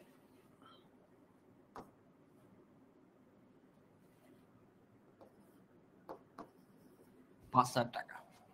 ওকে, তাহলে ভুল কোন পাশে? ভুল শুধুমাত্র বেতনের পাশে বেশি লিখে ফেলছি। তাহলে এখন আমাকে সংশোধন করতে হবে। আচ্ছা, তাহলে সংশোধন করতে হবে মানে কি? বেতন থেকে আমাকে কোনোভাবে 5,000 টাকা বাদ দিতে হবে। বাদ দিলে আমার কি হবে?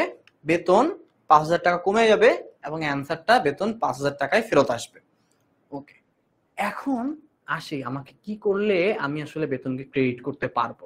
আমরা একটু আগে শিখলাম কি, ডেবিটের সাথে যদি আরো ডেবিট করি যোগ হয়, তো ডেবিটের সাথে যদি ক্রেডিট করি তাহলে বিয়োগ হয়। তাহলে আমার উদ্দেশ্য হচ্ছে ডেবিটের সাথে কোনো একটা ভাবে কিছু একটা করে মাইনাস করতে হবে 5,000 টাকা। তাহলে কিভাবে মাইনাস করতে পারি? এখন দেখো সিম্পলি বোঝা যাচ্ছে, বেতনকে যদি কোনোভাবে আমি ক্রেডিট করে দিতে পারি 5,000 টাকা দিয়ে, তাহলে 10,000 টাকা ডেবিটের সাথে 5,000 টাকা ক্রেডিট, দুইজনে প্লাস মাইনাস হয়ে অ্যান্সারটা কি আসবে? 5,000 টাকা। সেখান থেকে যদি আমি বুঝি 10,000 টাকা ডেবিট ছিল, ক্রেডিট করছি 5,000 টাকা, তাহলে আলটিমেটলি আমার অ্যান্সারে থাকবে 5,000 টাকা, যেটা আমাদের আলটিমেটলি সংশোধিত জের হওয়া উচিত। ওকে, এখানে তো বেতন ক্রেডিট পাইলাম 5,000, এখন সেই প্রশ্ন একটাই, ভাই এখানে তো ডেবিট নাই, ডেবিটকে আমি কই থেকে আনবো? ডেবিটকে আনার ওয়ে হচ্ছে, যার কেউ নাই তার একটাই সাথী, সে নাম হচ্ছে অনিশ্চিত, হিসাব ডেবিট 5,000 টাকা। এখন একটু কমেন্ট করে বলো তো যে এই জায়গাটা কি এখন আর একটু ক্লিয়ার হয়েছে কিনা? নগদ ডেবিট করব না, নগদের সাথে কিছু করতে পারবো না, কারণ তুমি যখন তোমার পকেট থেকে দিছো, তুমি তোমার কোনো কর্মচারীকে ভুলবশত 5,000 টাকা বেশি দিবা? কখনো দিবা না, কারণ তুমি একদম গুনে গুনে, বলছে অ্যাপ দিয়ে গুনে গুনে 5,000 টাকা 1 টাকাও বেশি দিবা না। কিন্তু লেখার সময় ভুলে 5-10 হয়ে যাইতেই পারে, সেই লেখার ভুলটাকে আমরা আসলে সংশোধন করলাম এতক্ষণ ধরে। ওকে, যারা লিখছে অনিশ্চিত হিসাব ডেবিট হবে তারা একদম রাইট ট্র্যাকে আছি, কিন্তু যারা এখনো নগদ টগদে আছি তাদের ট্র্যাকটা একটু ঠিক করতে হবে। ওকে, ক্লিয়ার। এবার আসি আগের যেই হিসাবটা আমরা একটু স্কিপ করছিলাম, যে বেতন এখানে বলছে 20,000 টাকা, এখন বেতন হিসাবে 2বার ডেবিট করে ফেলছি। ঠিক আছে, বেতন 20,000 টাকা দিছি, কিন্তু কি করছি? 2বার ডেবিট করে ফেলছি। 2বার ডেবিট করছি মানে কি? আমার এখানে সঠিক হিসাবে লেখার কথা ছিল বেতন 20,000 টাকা ডেবিট, নগদান 20,000 টাকা ক্রেডিট। আমি কি করছি? ভুলে পাকনামি করে বেতন লেখার সময় 2বার ডেবিট মানে কি, আমি ডাবল ডেবিট করছি, অথবা আমি এটাকে 40,000 লিখে ফেলছি। কিন্তু এখানে যে নগদান বেচারা ছিল, যত টাকা গেছে সে তত টাকাতেই আছে, একা একা 20,000 টাকা। তাহলে এখান থেকে আমি দেখতেছি আমার এই ডেবিট এই ক্রেডিটের মধ্যে ডেবিটটাতে বেশি হয়ে গেছে। তো ডেবিটটাই বেশি হয়েছে, আমাকে কি করতে হবে? একবার যে অতিরিক্ত লিখছি সেই টাকাটাকে মাইনাস করতে হবে। মাইনাস করার রুলসটা কি শিখছি? মাইনাস করার রুলস কিন্তু খুবই সিম্পল, উল্টাই দিব। তাহলে ডেবিটকে কি করব? ক্রেডিটে নিয়ে আসবো। তাহলে ক্রেডিটে কি আনতে হবে?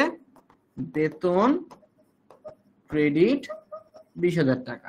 অপোজিটে তাহলে কে থাকে? অপোজিটে একজনই থাকবে, তার নাম হচ্ছে অনিশ্চিত ক্রেডিট 20,000। তো অনিশ্চিত হিসাব মানে কি? যার কেউ নাই তার অনিশ্চিত হিসাব আছে। তো এটা অ্যান্সারটা একটু দেখে নি, এটা হচ্ছে আমার অ্যান্সার। মাইনাস যে 20,000 টাকা লেখা ছিল সেটা আমি আসলে মুছে দিই, তাহলেই তোমরা বাসায় প্র্যাকটিস করতে পারবে এটা দিয়ে। আচ্ছা, এখন তো বেশি দেখলাম, কম দেখলাম, এখন দেখি নতুন একটা বিষয়, যে পণ্য ক্রয় করছি 1,000 টাকা, কিন্তু লিখছি 10,000 টাকা। কোথায় লিখছি? লিখছি আবার ক্রয় বইতে। এখন ক্রয় বই এই ওয়ার্ডটা খুব ইম্পর্টেন্ট। ক্রয় বই বা ক্রয় জাবেদা এই কথাগুলো যখন বলবে তখন আমার সংশোধনগুলো করতে হবে ধারে জাবেদা দিয়ে। এই যে ধারে যেই জাবেদাগুলো শিখছি, ধারে ক্রয় অথবা ধারে বিক্রয়, এই দুইটা যে আমরা শিখছি, এই দুইটা মেথড আমরা অ্যাপ্লাই করে সলভ করব। ঠিক আছে, তাহলে আমি যখন এ ধরনের ভুল দেখতে পাবো, আমি ধারে ক্রয়ের জাবেদা দিব অথবা ধারে বিক্রয়ের দিব। সো ক্রয় হলে ক্রয়ের জাবেদা, বিক্রয় হলে বিক্রয়ের জাবেদা। সো কি জাবেদা দিতে হবে আমরা একটু যদি দেখি, আমার পণ্য ক্রয় হওয়া উচিত 1,000 ডেবিট, পাওনাদার 1,000 টাকা ক্রেডিট। এইটা আমার স্বাভাবিকভাবে হওয়ার কথা, কিন্তু আমি লেখার সময় লিখছি 10,000 টাকা, যেহেতু ক্রয় ডেবিট করার সময় 10,000 লিখছি, পাওনাদারও ক্রেডিট করার সময় 10,000 টাকা লিখে ফেলছি। তাহলে এখন আমি কি করছি? বেশি লিখে ফেলছি, কমাতে হবে। কমানোর ওয়েটা কি? কমানোর ওয়ে হচ্ছে যেহেতু মাইনাস করব, পার্থক্য টাকাটাকে আমার ক্রেডিট করতে হবে। পার্থক্য টাকাটা কত?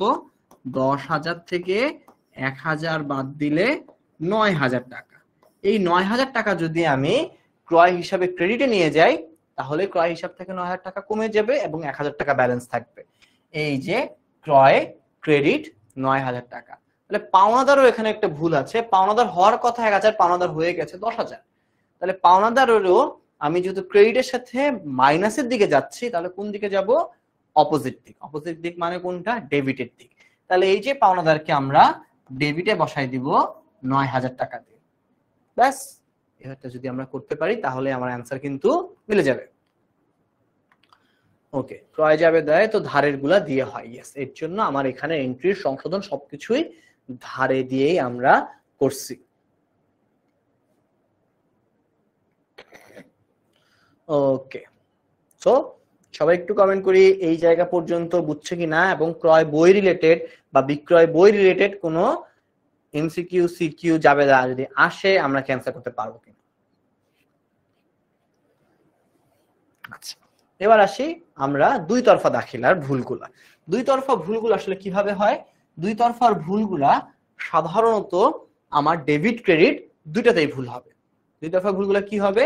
ডেবিট ক্রেডিট দুইটাতেই ভুল হবে। যখন ভুল হবে একটাকে ধরে বের করে দিব, যার থাকার কথা তাকে নিয়ে আসবো। সো এখানে আগে একটু গল্প হিসেবে বুঝি। এখানে ওর নাম হচ্ছে আরমান।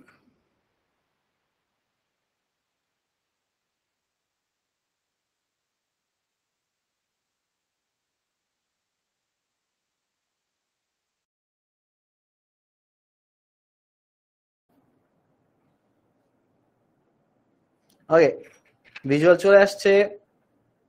অনেকে পাগল বানাইছে যে ভাই একটু পিছিয়ে তাকান, দেখতে পাচ্ছি না। সরি, হ্যাঁ আপনারা তো দেখতে পাচ্ছেন না।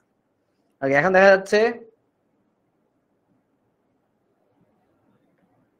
ওকে, এবার ঠিক আছে। সো এখানে আসলে টেকনিক্যাল ডিফিকাল্টিস, এটা খুব স্বাভাবিকভাবে হবে। তো আমরাও কিন্তু পজ দিয়ে দিয়ে জিনিসগুলাকে ঠিক করতেছি। হ্যাঁ, তো এখানে ভাইবেন না যে সবসময় এটা হয়। বৃষ্টির ওয়েদার, তার উপর বন্যার আশঙ্কা, তাই অনেক কিছুই হইতে পারে। আচ্ছা, এতক্ষণ কিছু শুনি নাই, এতক্ষণ কিছু তেমন বলিও নাই ভাইয়া, ওয়েট করতেছিলাম যতক্ষণ ভিজুয়ালটা ফেরত আসছে। ওকে, দেখা যাচ্ছে এখন। তাহলে এখানে তোমরা বলো এই সংশোধনের পার্টটাকে তোমরা বুঝছো কিনা। আমি জাস্ট একবার রিপিট করছি যে আমরা কিভাবে সংশোধনটা করলাম। আমার এট ফার্স্ট হচ্ছে যা হওয়ার কথা ছিল, আমার হওয়ার কথা ছিল আসবাবপত্র হিসাব ডেবিট। আমি কি করছি? ভুলে ক্রয় হিসাবকে নিয়ে আসছি। ক্রয় হিসাবকে কি করতে হবে? আমাকে ফেলে দিতে হবে। ফেলে দেওয়ার ওইটা কি? ক্রয় হিসাবকে ক্রেডিট করে দেওয়া। ক্রয় হিসাব ক্রেডিট করলাম। এখন হওয়ার কথা কে ছিল? আসবাবপত্র হিসাব। আসবাবপত্র হিসাবকে তার যেখানে থাকা উচিত ডেবিটে, ওকে নিয়ে আসলাম। তাহলে কি হলো? আসবাবপত্র ডেবিট, ক্রয় হিসাব ক্রেডিট। এই জাবেদাটাই আমি পরীক্ষার খাতায় লিখবো। কিন্তু এই পার্টটা বারবার কেন করতেছি? যাতে আমি আসলে কানেকশনটা করতে পারি যে কিভাবে এই সংশোধনগুলো আসলে করা হয়ে থাকে। এটা একটা রাফ হিসাবে আমরা ইউজ করব। ওকে, আবার রিপিট কর। অনেকক্ষণ স্ক্রিন ছিল।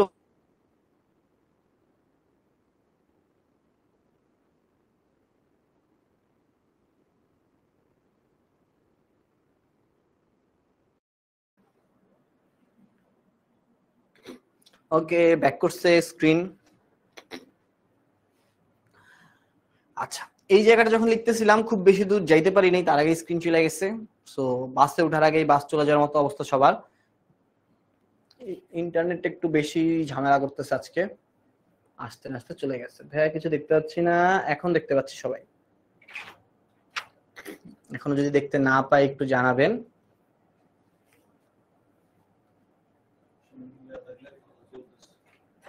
ওকে, চলেন এই জায়গাটা তাহলে আবার একটু রিপিট করি। আমি যখন একটা সম্পদ বিক্রি করছি, আমাদের রুলস হচ্ছে আমি সম্পদ বিক্রির নগদ টাকা পাবো, তাই নগদান হিসাব ডেবিট। আর বিপরীত দিকে একটা সম্পদ যখন বিক্রি করা হয় সেই সম্পদ হিসাবটাই ক্রেডিট করতে হয়। তাহলে সেই সম্পদ হিসাব মেশিনকেই আমরা ক্রেডিট করব। ওকে, মেশিনকে ক্রেডিট করলাম। এটা তো সঠিকভাবে যখন লিখতাম এভাবে লেখার কথা ছিল, কিন্তু যে বান্দা জাবেদা দিচ্ছে ও একটু বেশি বুঝে। ওর বোঝার ধারণা একটাই, যা কিছু বিক্রি হয় সব কিছু বিক্রয় হিসাব নামে ক্রেডিট করতে হয়। ও কি করলো? ও মেশিন বিক্রি করে ক্রেডিটে লিখলো বিক্রয় হিসাব।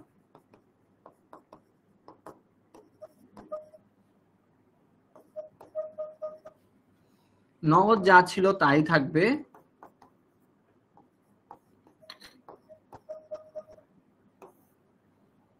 এখন তোমরা বলো আমার এটা কি কোনোভাবে ঠিক আছে? আমি একটা সম্পদ বিক্রি করলাম, একটা সম্পদকে কি আয় হিসেবে দেখাইতে পারি? দেখানো যাবে না। তাহলে এখানে ভুলটা কোথায়? ভুল হচ্ছে এই যে বিক্রয় হিসাব নামে যে এই এন্ট্রিটা আছে, এই এন্ট্রিটা আমার ভুলবশত এখানে আসছে। এই এন্ট্রিটাকে আমার রাখা যাবে না, এটাকে হচ্ছে সরাই দিতে হবে। সরানোর ওয়েটা কি? সরানোর ওয়েটা ভাইয়া বলছে কি, যত টাকা ক্রেডিট আছে অত টাকা যদি ডেবিট করি, ক্রেডিট ডেবিট মিলে প্লাস মাইনাস হয়ে 0 হয়ে যাবে। তাহলে আমার এখানে কাজ হচ্ছে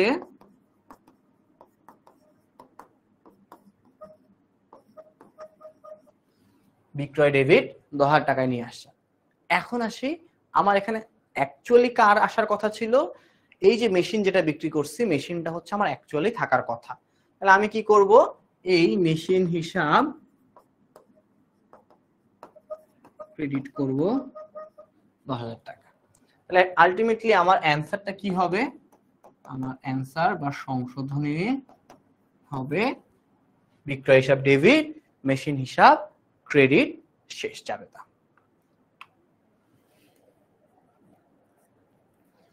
ফার্স্ট এন্ট্রিটা, এই এন্ট্রিটা কি জানি সবাই, যে একটা সম্পদ বিক্রি করলে কি হয়? একটা সম্পদ বিক্রি করলে 90 টাকা ডেবিট হয়, সম্পদের নাম ক্রেডিট হয়। তাই নগদান ডেবিট আর মেশিন হিসাব ক্রেডিট।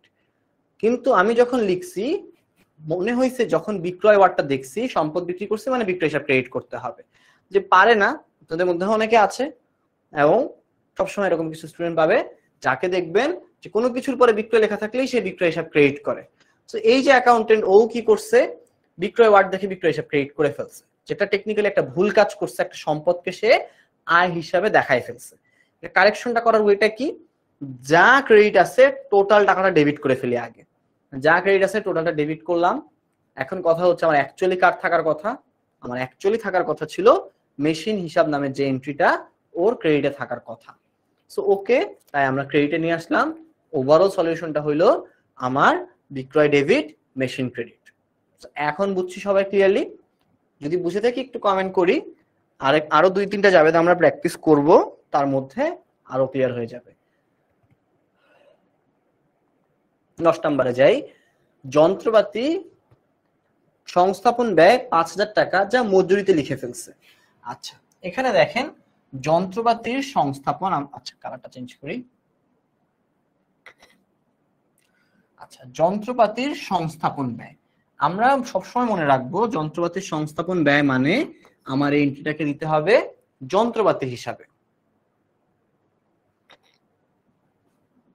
এন্ট্রিটা কিভাবে হবে? যন্ত্রপাতি 5,000 ডেবিট, আর কি হবে? নগদ 5,000 ক্রেডিট টাকা হবে। কিন্তু ভুলবশত আমি লিখে ফেলছি মজুরি হিসাবে। তাহলে এন্ট্রিটা কি হবে? মজুরি ডেবিট 5,000 টাকা, নগদে কোনো ভুল হয় নাই, নগদান ক্রেডিট 5,000 টাকা। এবার আসি, আমি সংশোধনটা করব কিভাবে? আমার এখানে বাই মিস্টেকেন লিখে আসছে, ভুলবশত এই মজুরি ওয়ার্ডটা আসছে। আমার মজুরিটাকে সরাতে হবে। সরানোর ওয়ে কি? মজুরিকে যা টাকায় আসছে টোটাল টাকাকে অপোজিটে নিয়ে আসো, ডেবিট থাকলে ক্রেডিটে নিয়ে আসো 5,000 টাকা। আমার এখানে থাকার কথা কার অ্যাকচুয়ালি? আমার এখানে থাকার কথা ছিল যন্ত্রপাতি হিসাবে নামটা। তাই আমি এখানেও ডেবিট করব যন্ত্রপাতি ডেবিট 5,000 টাকা। এই অ্যানসারটাই হচ্ছে আমার দেওয়া লাগবে, যন্ত্রপাতি ডেবিট 5,000 আর মজুরি ক্রেডিট 5,000। এই জায়গাটা না অনেকে মুখস্থ করে এতদিন পার করছে, কিন্তু মুখস্থ দিয়ে কিন্তু সবসময় পার পাইতে পারবেন না। কিছু সময় লজিক এমন জায়গায় আটকায় যাবেন যেখান থেকে বের হয়ে আসার সুযোগ নাই, উল্টে 4 মার্কস হারায় আসতেছি। তো এরকম যাতে না হয়। ওকে, সো সবাই কি মোটামুটি ক্লিয়ার এখনো এই বিষয়টা নিয়ে? যদি ক্লিয়ার থাকে, আমার মনে হয় আমরা ডিরেক্টলি একটা ম্যাথে যদি চলে যাই তাহলে আরো ইজিলি হবে। এতক্ষণ যে আমরা একটু আগে পড়তেছিলাম যে অনিশ্চিত হিসাব, অনিশ্চিত হিসাব, অনিশ্চিত হিসাব, এটা আসলে কি? অনিশ্চিত হিসাব বলতে আমরা বুঝি একটা সাময়িক হিসাব যেটা আমরা আপাতত ক্রিয়েট করতেছি। ভুলটা সংশোধন বা ভুলটা খুঁজে বের করার সময় যখনই ভুল খুঁজে পাবো তখনই সাময়িক হিসাব বন্ধ হয়ে যাবে। সো সাময়িক হিসাব নিয়ে ছোটখাটো একটা নোট এখানে তোমাদের জন্য করা আছে। এবার আসি আমার পরীক্ষার হলে আসলে কোন ধরনের প্রশ্ন আসবে এবং এতক্ষণ যেটা আমরা পড়ছি সেগুলোর সাথে রিলেট করতে পারতেছি কি পারতেছি না। এট ফার্স্ট আসি, মেশিনের সংস্থাপন ব্যয় 10,000 টাকা মজুরি হিসেবে ডেবিট করা হয়েছে। এই যে একটু আগে পড়তেছিলাম, একটা মেশিনের সংস্থাপন ব্যয় মেশিন হিসাব লেখার কথা ছিল কিন্তু ভুলে মজুরি হিসাবে লিখে ফেলছি। তাহলে একটা মেশিন কি হয়েছে, মজুরির নামে চলে গেছে। কারেকশনটা কিভাবে করব, মেশিনকে নিয়ে আসতে হবে আর মজুরিকে বের করে দিতে হবে। তাহলে এটার জাবেদ আমরা যখন করছি তখন কি করলাম, যে মজুরি যেহেতু ভুলে আসে মজুরিকে বের করে দেই, তাহলে হয় মেশিন ডেবিট মজুরি ক্রেডিট 10,000 10,000। আচ্ছা, এখানে আমরা যখন সলভ করব আমরা একটু শর্ট নোট করে নিব, একটু আগে যেটা পড়তেছিলাম কই গেল,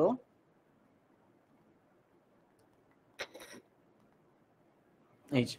তো এখানে কি করছিলাম, এট ফার্স্ট সঠিকের কলামটা করছি। সঠিক কি হবে, মেশিন সংস্থাপন ব্যয় মানে মেশিন ডেবিট নগদান ক্রেডিট। ভুল বশত কি করছি, মজুরি আনছি, মজুরি ডেবিট নগদান ক্রেডিট। সংশোধন করার ওয়েটা কি, মজুরি যেহেতু ভুলে আসছে মজুরিকে ডেবিট থেকে ক্রেডিটে দিয়ে জিরো করে ফেলো, আর যার থাকার কথা তাকে নিয়ে আসো। কার থাকার কথা, মেশিনকে থাকার কথা। এই মেশিন হিসাবকে আমরা ডেবিট করতেছি, মেশিনের জায়গায় যন্ত্রপাতি হোক যাই হোক নাম চেঞ্জ হবে কাজ একই। তো এই যে এখানে আমার যেহেতু মেশিন সংস্থাপন ব্যয়টা মজুরি নামে চলে আসছে, মজুরিটা এখানে হচ্ছে আমার ভুল ছিল, তাই মজুরি যেহেতু ভুলে ডেবিট হয়েছে মজুরি টোটাল তাই ক্রেডিট হবে, আর যে মিস চলে গেছে মেশিন সেই টাকাটা ডেবিট হবে। আচ্ছা, তাহলে দেখি মেশিন হিসাব ডেবিট মজুরি হিসাব ক্রেডিট, যেই টাকা ছিল সেই টাকাটা। 2 নাম্বার দেখি, ক্রয় বহি। আমি বলছিলাম ক্রয় হিসাব আর ক্রয় বহির মধ্যে একটু খেয়াল রাখতে হবে, বই ওয়ার্ডটা যখন চলে আসবে কম হোক বেশি হোক আমরা ধারে ক্রয়ের জাবেদাটা দিব। ক্রয় বহির কথা যখনই আসবে তখন আমাকে কি করতে হবে, আমি ধারে যে জাবেদাটা হয় সেই জাবেদা দাখিলাটা দিব। তাহলে যোগফল 1000 টাকা কি করছি, কম দেখানো হয়েছে, তার মানে 1000 টাকা আমাকে আবার এন্ট্রি দিতে হবে। কিভাবে, ধারে ক্রয়ের নামে। ধারে ক্রয়ের জাবেদা কি এন্ট্রি হয়, ক্রয় ডেবিট 1000 টাকা আর প্রদেয় ক্রেডিট 1000 টাকা। ক্রয় ডেবিট প্রদেয় ক্রেডিট 1000 টাকা। এতটুকু কি বুঝছি সবাই? আচ্ছা, এরপরে আসি 20,000 টাকা আসবাবপত্র ক্রয় ভুল ক্রমে ক্রয় হিসাবে লেখা হয়েছে। তো এখানেও দেখো একটা আসবাবপত্র ক্রয়কে ক্রয় হিসাবে দেখানো হয়েছে। তো এখানে ফার্স্ট থিং কি করতে হবে, আমাকে খুঁজতে হবে কোনটা ভুল। ক্রয় হিসাবে লেখাটা আমার এখানে ভুল।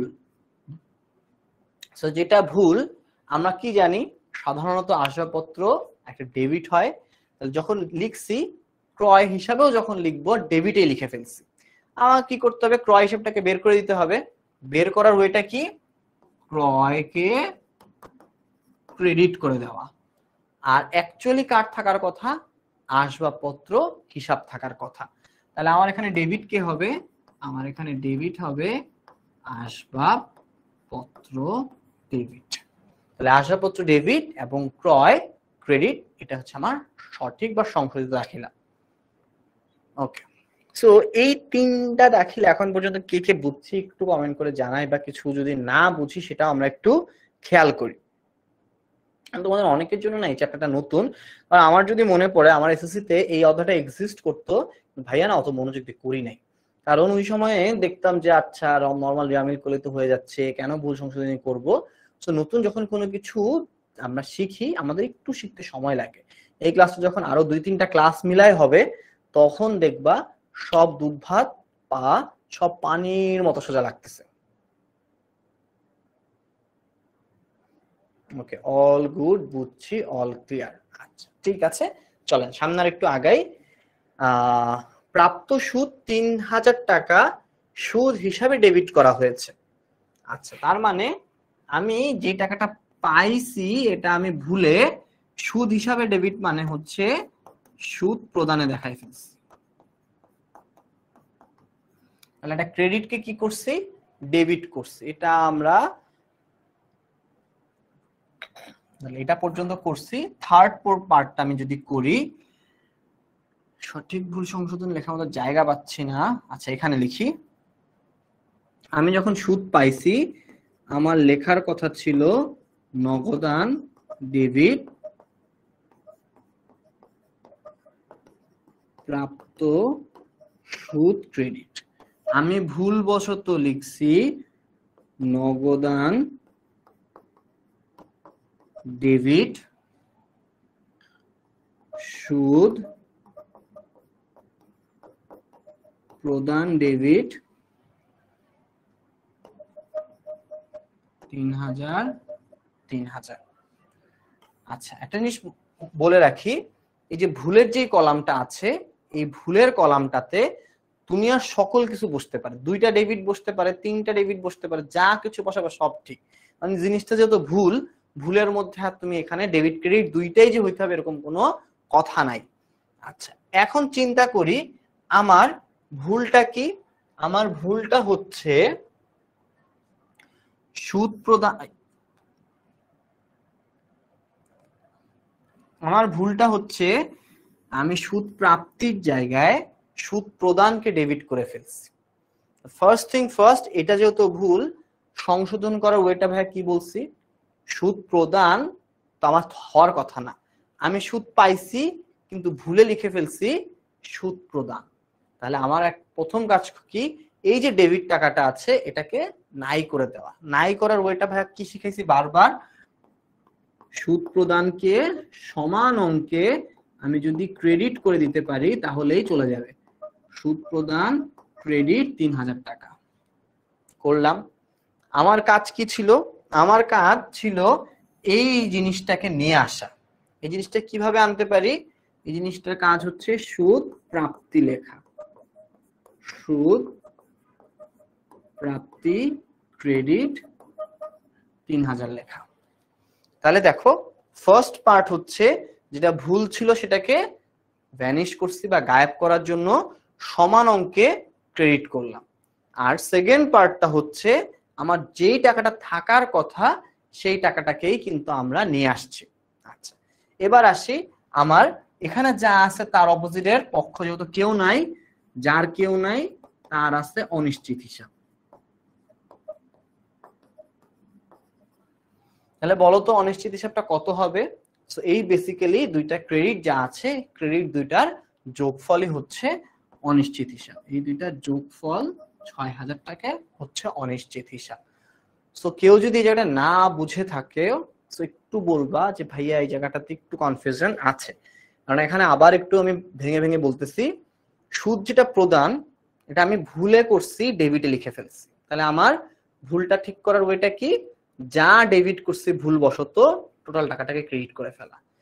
এই যে টাকাটা আমি ক্রেডিট করলাম এটা একটা পার্ট গেল।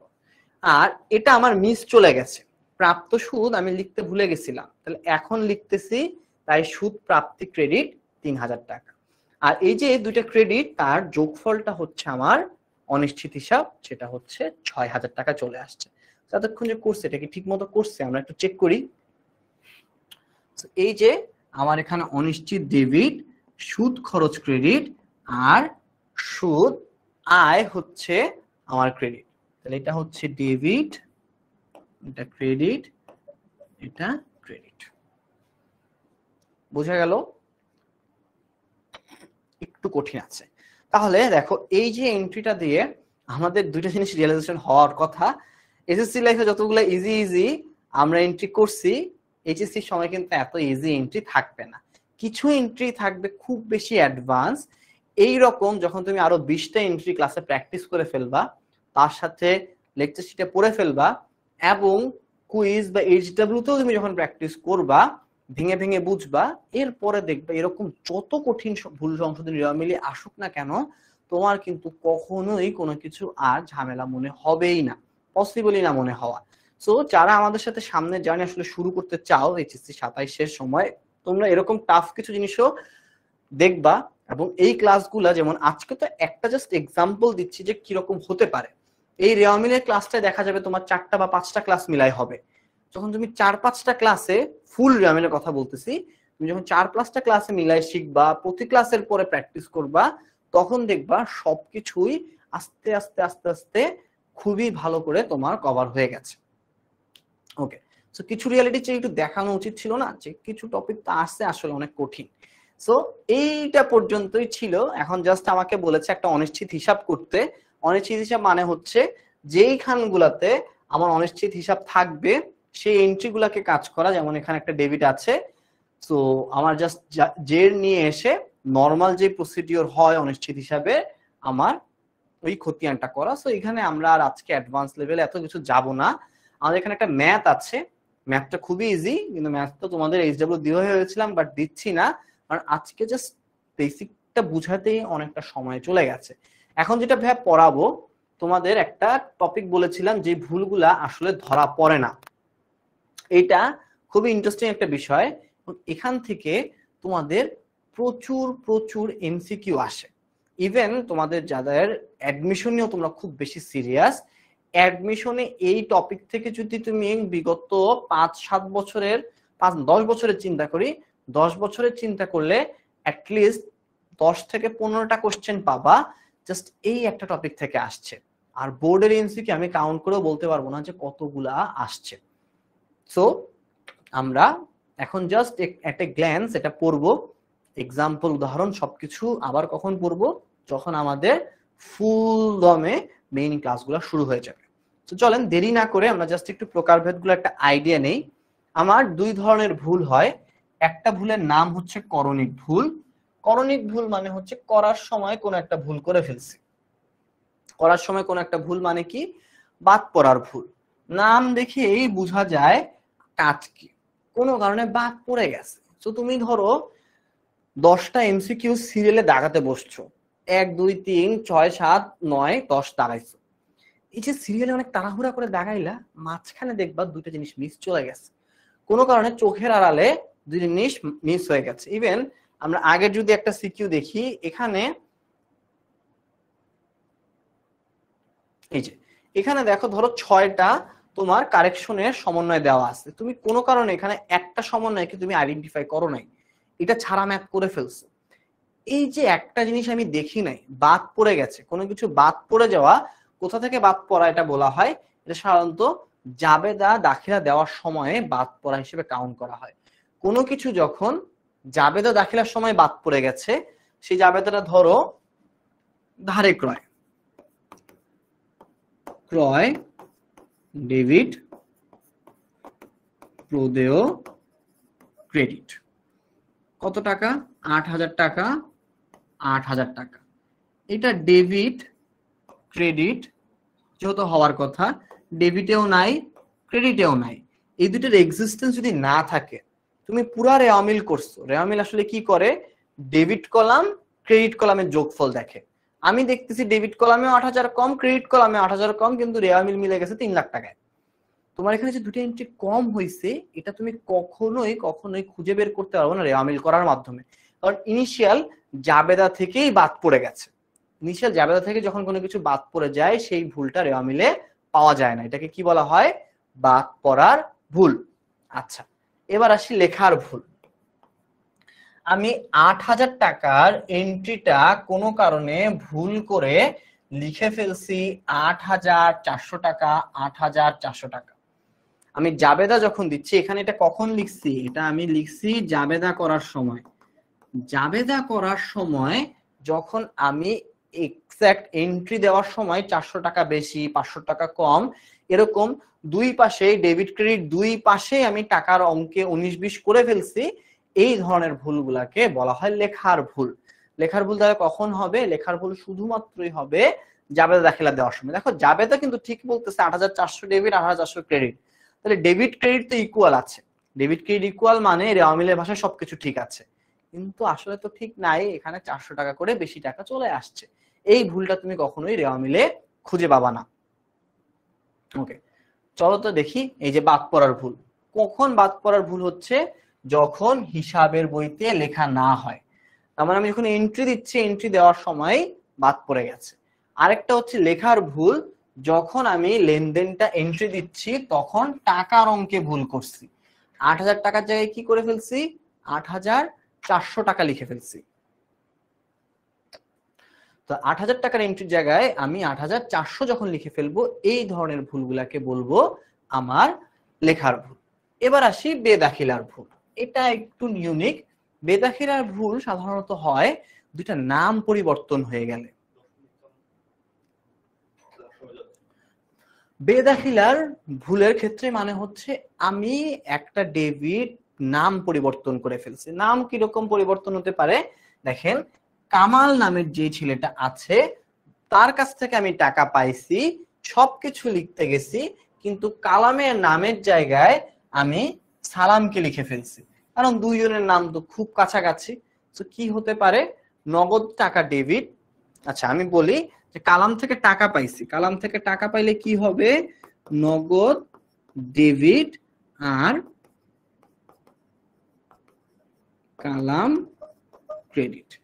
এই যে কালাম ক্রেডিট করার সময় আমি ভুলে সালামকে ক্রেডিট করলাম, এই ভুলটাই হচ্ছে আলটিমেটলি বেদাখিলার ভুল। কারণ দেখো আমার রেওয়ামিল কি খুঁজে বের করতে পারবে যে কালামের জায়গায় সালাম ক্রেডিট হয়েছে?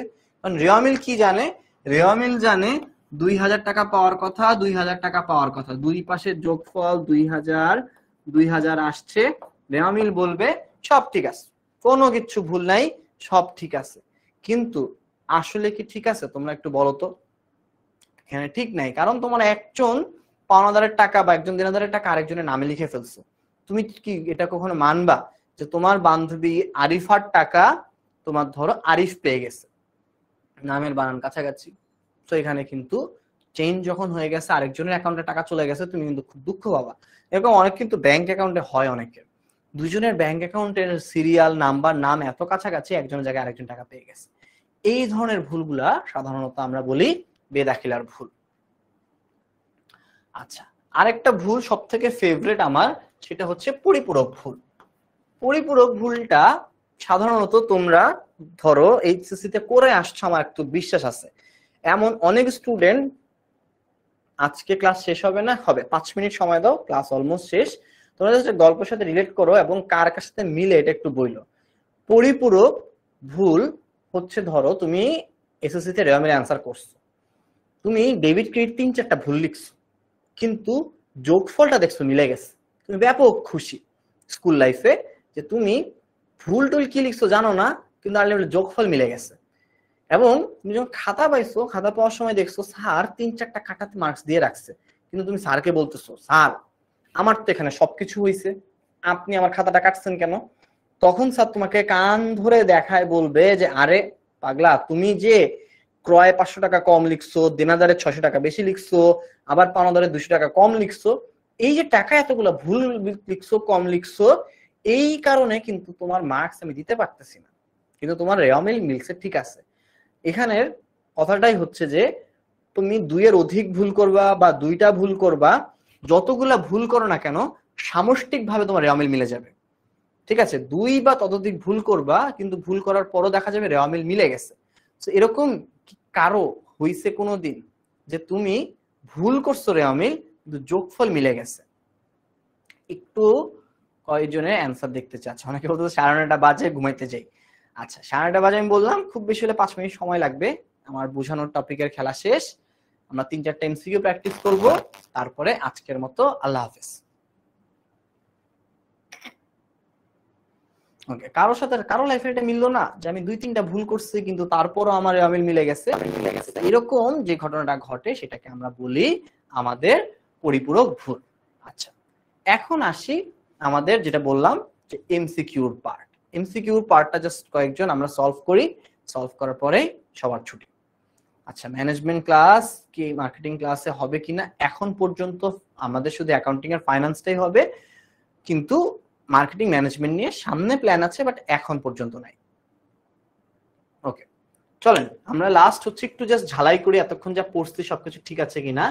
যেমন কোনটি রেওয়ামিলে অন্তর্ভুক্ত হয় না? খুবই ইজি অ্যান্সার, দেখি তো পারি কিনা। সমাপনী নগদ, সমাপনী ব্যাংক জমা, প্রারম্ভিক ব্যাংক জমা অতিরিক্ত, প্রাথমিক খরচ। ওকে, এই যে দেখছো অর্পণ ঘোষের বলতেছে আমার এসএসসি এরকম হয়েছে। অনেকেরই আছে একাধিক ভুল করি, ভুল করার পরে আমি মিলে যায়। এই যে একাধিক ভুল করছি এবং তারপরে মিলে গেছে, এই মিলে যাওয়ার ভুলটাকে বলা হয় পরিপূরক ভুল। ওকে, সবাই ক্লাসে মনোযোগ দিয়ে, ইয়েস, লাস্ট 2-3 মিনিট আছে, সবাই ক্লাসে মনোযোগ দিলে তাড়াতাড়ি ক্লাস শেষ হয়ে যাবে। আচ্ছা, এখন হচ্ছে প্রারম্ভিক ব্যাংক জমাতিরিক্ত। তো আমার কোনো কিছুর সম্পদ বা দায়, এই যে সম্পদ অথবা দায়, এইগুলার প্রারম্ভিকটা আমার রেওয়া মিলে অন্তর্ভুক্ত হয় না। তাহলে যখনই কোনো কিছুর প্রারম্ভিক খুঁজে পাবো সম্পদ অথবা দায়, সেটা আমি প্রারম্ভিকটা আনবো না। তো অনেকে সি দিছে সমাপনী নগদ উদ্ধৃত, তাদের অ্যান্সারটা 100% ভুল হয়েছে, কারণ যদি কোনো সম্পদ কাউন্ট করি সম্পদের সমাপনীটাই আসে। ওকে, এবার আসি আমাদের অনিশ্চিত হিসাব একটা কি, আমি এটা বলে দিই। অনিশ্চিত হিসাব একটা সাময়িক হিসাব, অল্প সময়ের জন্য করি, অল্প সময় মানে অস্থায়ী হিসাব, আর নামিক হিসাবও এক ধরনের অস্থায়ী হিসাব। তো আমার অ্যান্সার, আচ্ছা সরি, নামিক হিসাবটা একটা আয় ব্যয় জাতীয় হিসাব, সো এখানে শুধুমাত্র এ এবং বি হবে। তার মানে অনিশ্চিত হিসাব কেন তৈরি করি, এটা একটা সাময়িক হিসাব, অল্প সময়ের জন্য তৈরি করা হয়, অল্প সময় মানেই অস্থায়ী হিসাব। ওকে, অ্যান্সার 1 ও 2। এবার আসি 6 নাম্বারটা বেশি অ্যাডভান্স হয়ে যায়, এখন এটা বোঝানো ঠিক হবে না, এটা স্কিপ করি। যন্ত্রপাতির সংস্থাপন মজুরি যন্ত্রপাতি হিসাবে ডেবিট না করে মজুরি হিসাবে ডেবিট করা হলে কোন জাতীয় ভুল? আচ্ছা, আমরা এই করণিক ভুলের মধ্যে করণিক ভুল পড়ছি, লেখার ভুল পড়ছি, পরিপূরক ভুল পড়ছি। যেই ভুলটা পড়ি নাই সেই ভুলটার নাম হচ্ছে নীতিগত ভুল। এখন নীতিগত ভুল মানে কি? এই যে একটা সম্পদ, যন্ত্রপাতি সংস্থাপন মজুরি একটা সম্পদ, এই সম্পদকে যখন কোনো ব্যয় হিসেবে লেখা হয়, কোনো সম্পদকে যখন কোনো ব্যয় হিসেবে লেখা হয়, সেটাকে বলা হয় নীতিগত ভুল। নীতিগত ভুল কোথায় আছে? একদম লাস্ট অপশন ডি নাম্বারে আছে। এবার আসি, যন্ত্রপাতি মেরামত 10,000 টাকা যন্ত্রপাতি হিসেবে দেখা হলো। তো এখানে দেখো আমার একটা যন্ত্রপাতি মেরামত, এটা একটা ব্যয় জাতীয় হিসাব। একটা ব্যয়কে যন্ত্রপাতি বা সম্পদ হিসেবে দেখানো হলো। তাহলে একটা ব্যয়কে সম্পদ বা একটা সম্পদকে ব্যয় দেখালে কোন ভুল বলা হয়? নীতিগত ভুল। কোন অপশনে আছে? বি নাম্বার অপশনে আছে। ওকে, লাস্ট এমসিকিউ আজকের, রেওয়া মিলে কোন ভুলগুলো ধরা পড়ে না। তাহলে আমরা আজকের ক্লাসে যে 5টা ভুল পড়ছি, এই 5টা ভুলই হচ্ছে আলটিমেটলি রেওয়া মিলে ধরা পড়বে না। সেইগুলোর মধ্যে কি কি কমন পড়ে? বাদ পড়ার ভুল পড়ছি, পরিপূরক ভুল পড়ছি, নীতিগত ভুল পড়ছি। তাহলে এই যে 3টা অপশন, 3টাই তো আমরা দেখছি, তার মানে এই 3টা কখনোই রেওয়া মিলে ধরা পড়বে না। সো এইটাই হচ্ছে আমার অ্যান্সার ডি। ওকে, সো এইটা নিয়েই কিন্তু আমাদের আজকের ক্লাসটা শেষ। সো আজকের ক্লাসে আমরা একেবারে বেসিক লেভেলের কি কি দেখছি, রেওয়া মিলে কোন ভুলগুলা ধরা পড়ে, কিভাবে সংশোধন করতে হয়, দেন দেখছি আমরা আমাদের কোন ভুলগুলা ধরা পড়ে না, কি ব্যাখ্যা, কোন এমসিকিউ, সব দেখছি। আশা করি এতক্ষণ পর্যন্ত যা যা বুঝছি সবকিছু ক্লিয়ার। দেন এতক্ষণ যারা যারা আমাদের সাথে ছিল সবাইকে অসংখ্য অসংখ্য ধন্যবাদ। এবং আজকের ক্লাসের ওভারভিউ যদি তোমার ভালো লেগে থাকে, অবশ্যই তোমরা আমাদের যে এইচএসসি 27 ফ্রি কমিউনিটি গ্রুপটা আছে, একটা ফিডব্যাক অবশ্যই জানাই দিবা। ভাইয়া তোমাদের ফিডব্যাকের অপেক্ষায় থাকবো অবশ্যই। এবং সবাইকে আল্লাহ হাফেজ। একেবারে ফুল ফেজে যখন ক্লাস শুরু হবে তখন আবার ভাইয়ার সাথে দেখা হবে। টিল দেন আল্লাহ হাফেজ সবাই, আসসালামু আলাইকুম।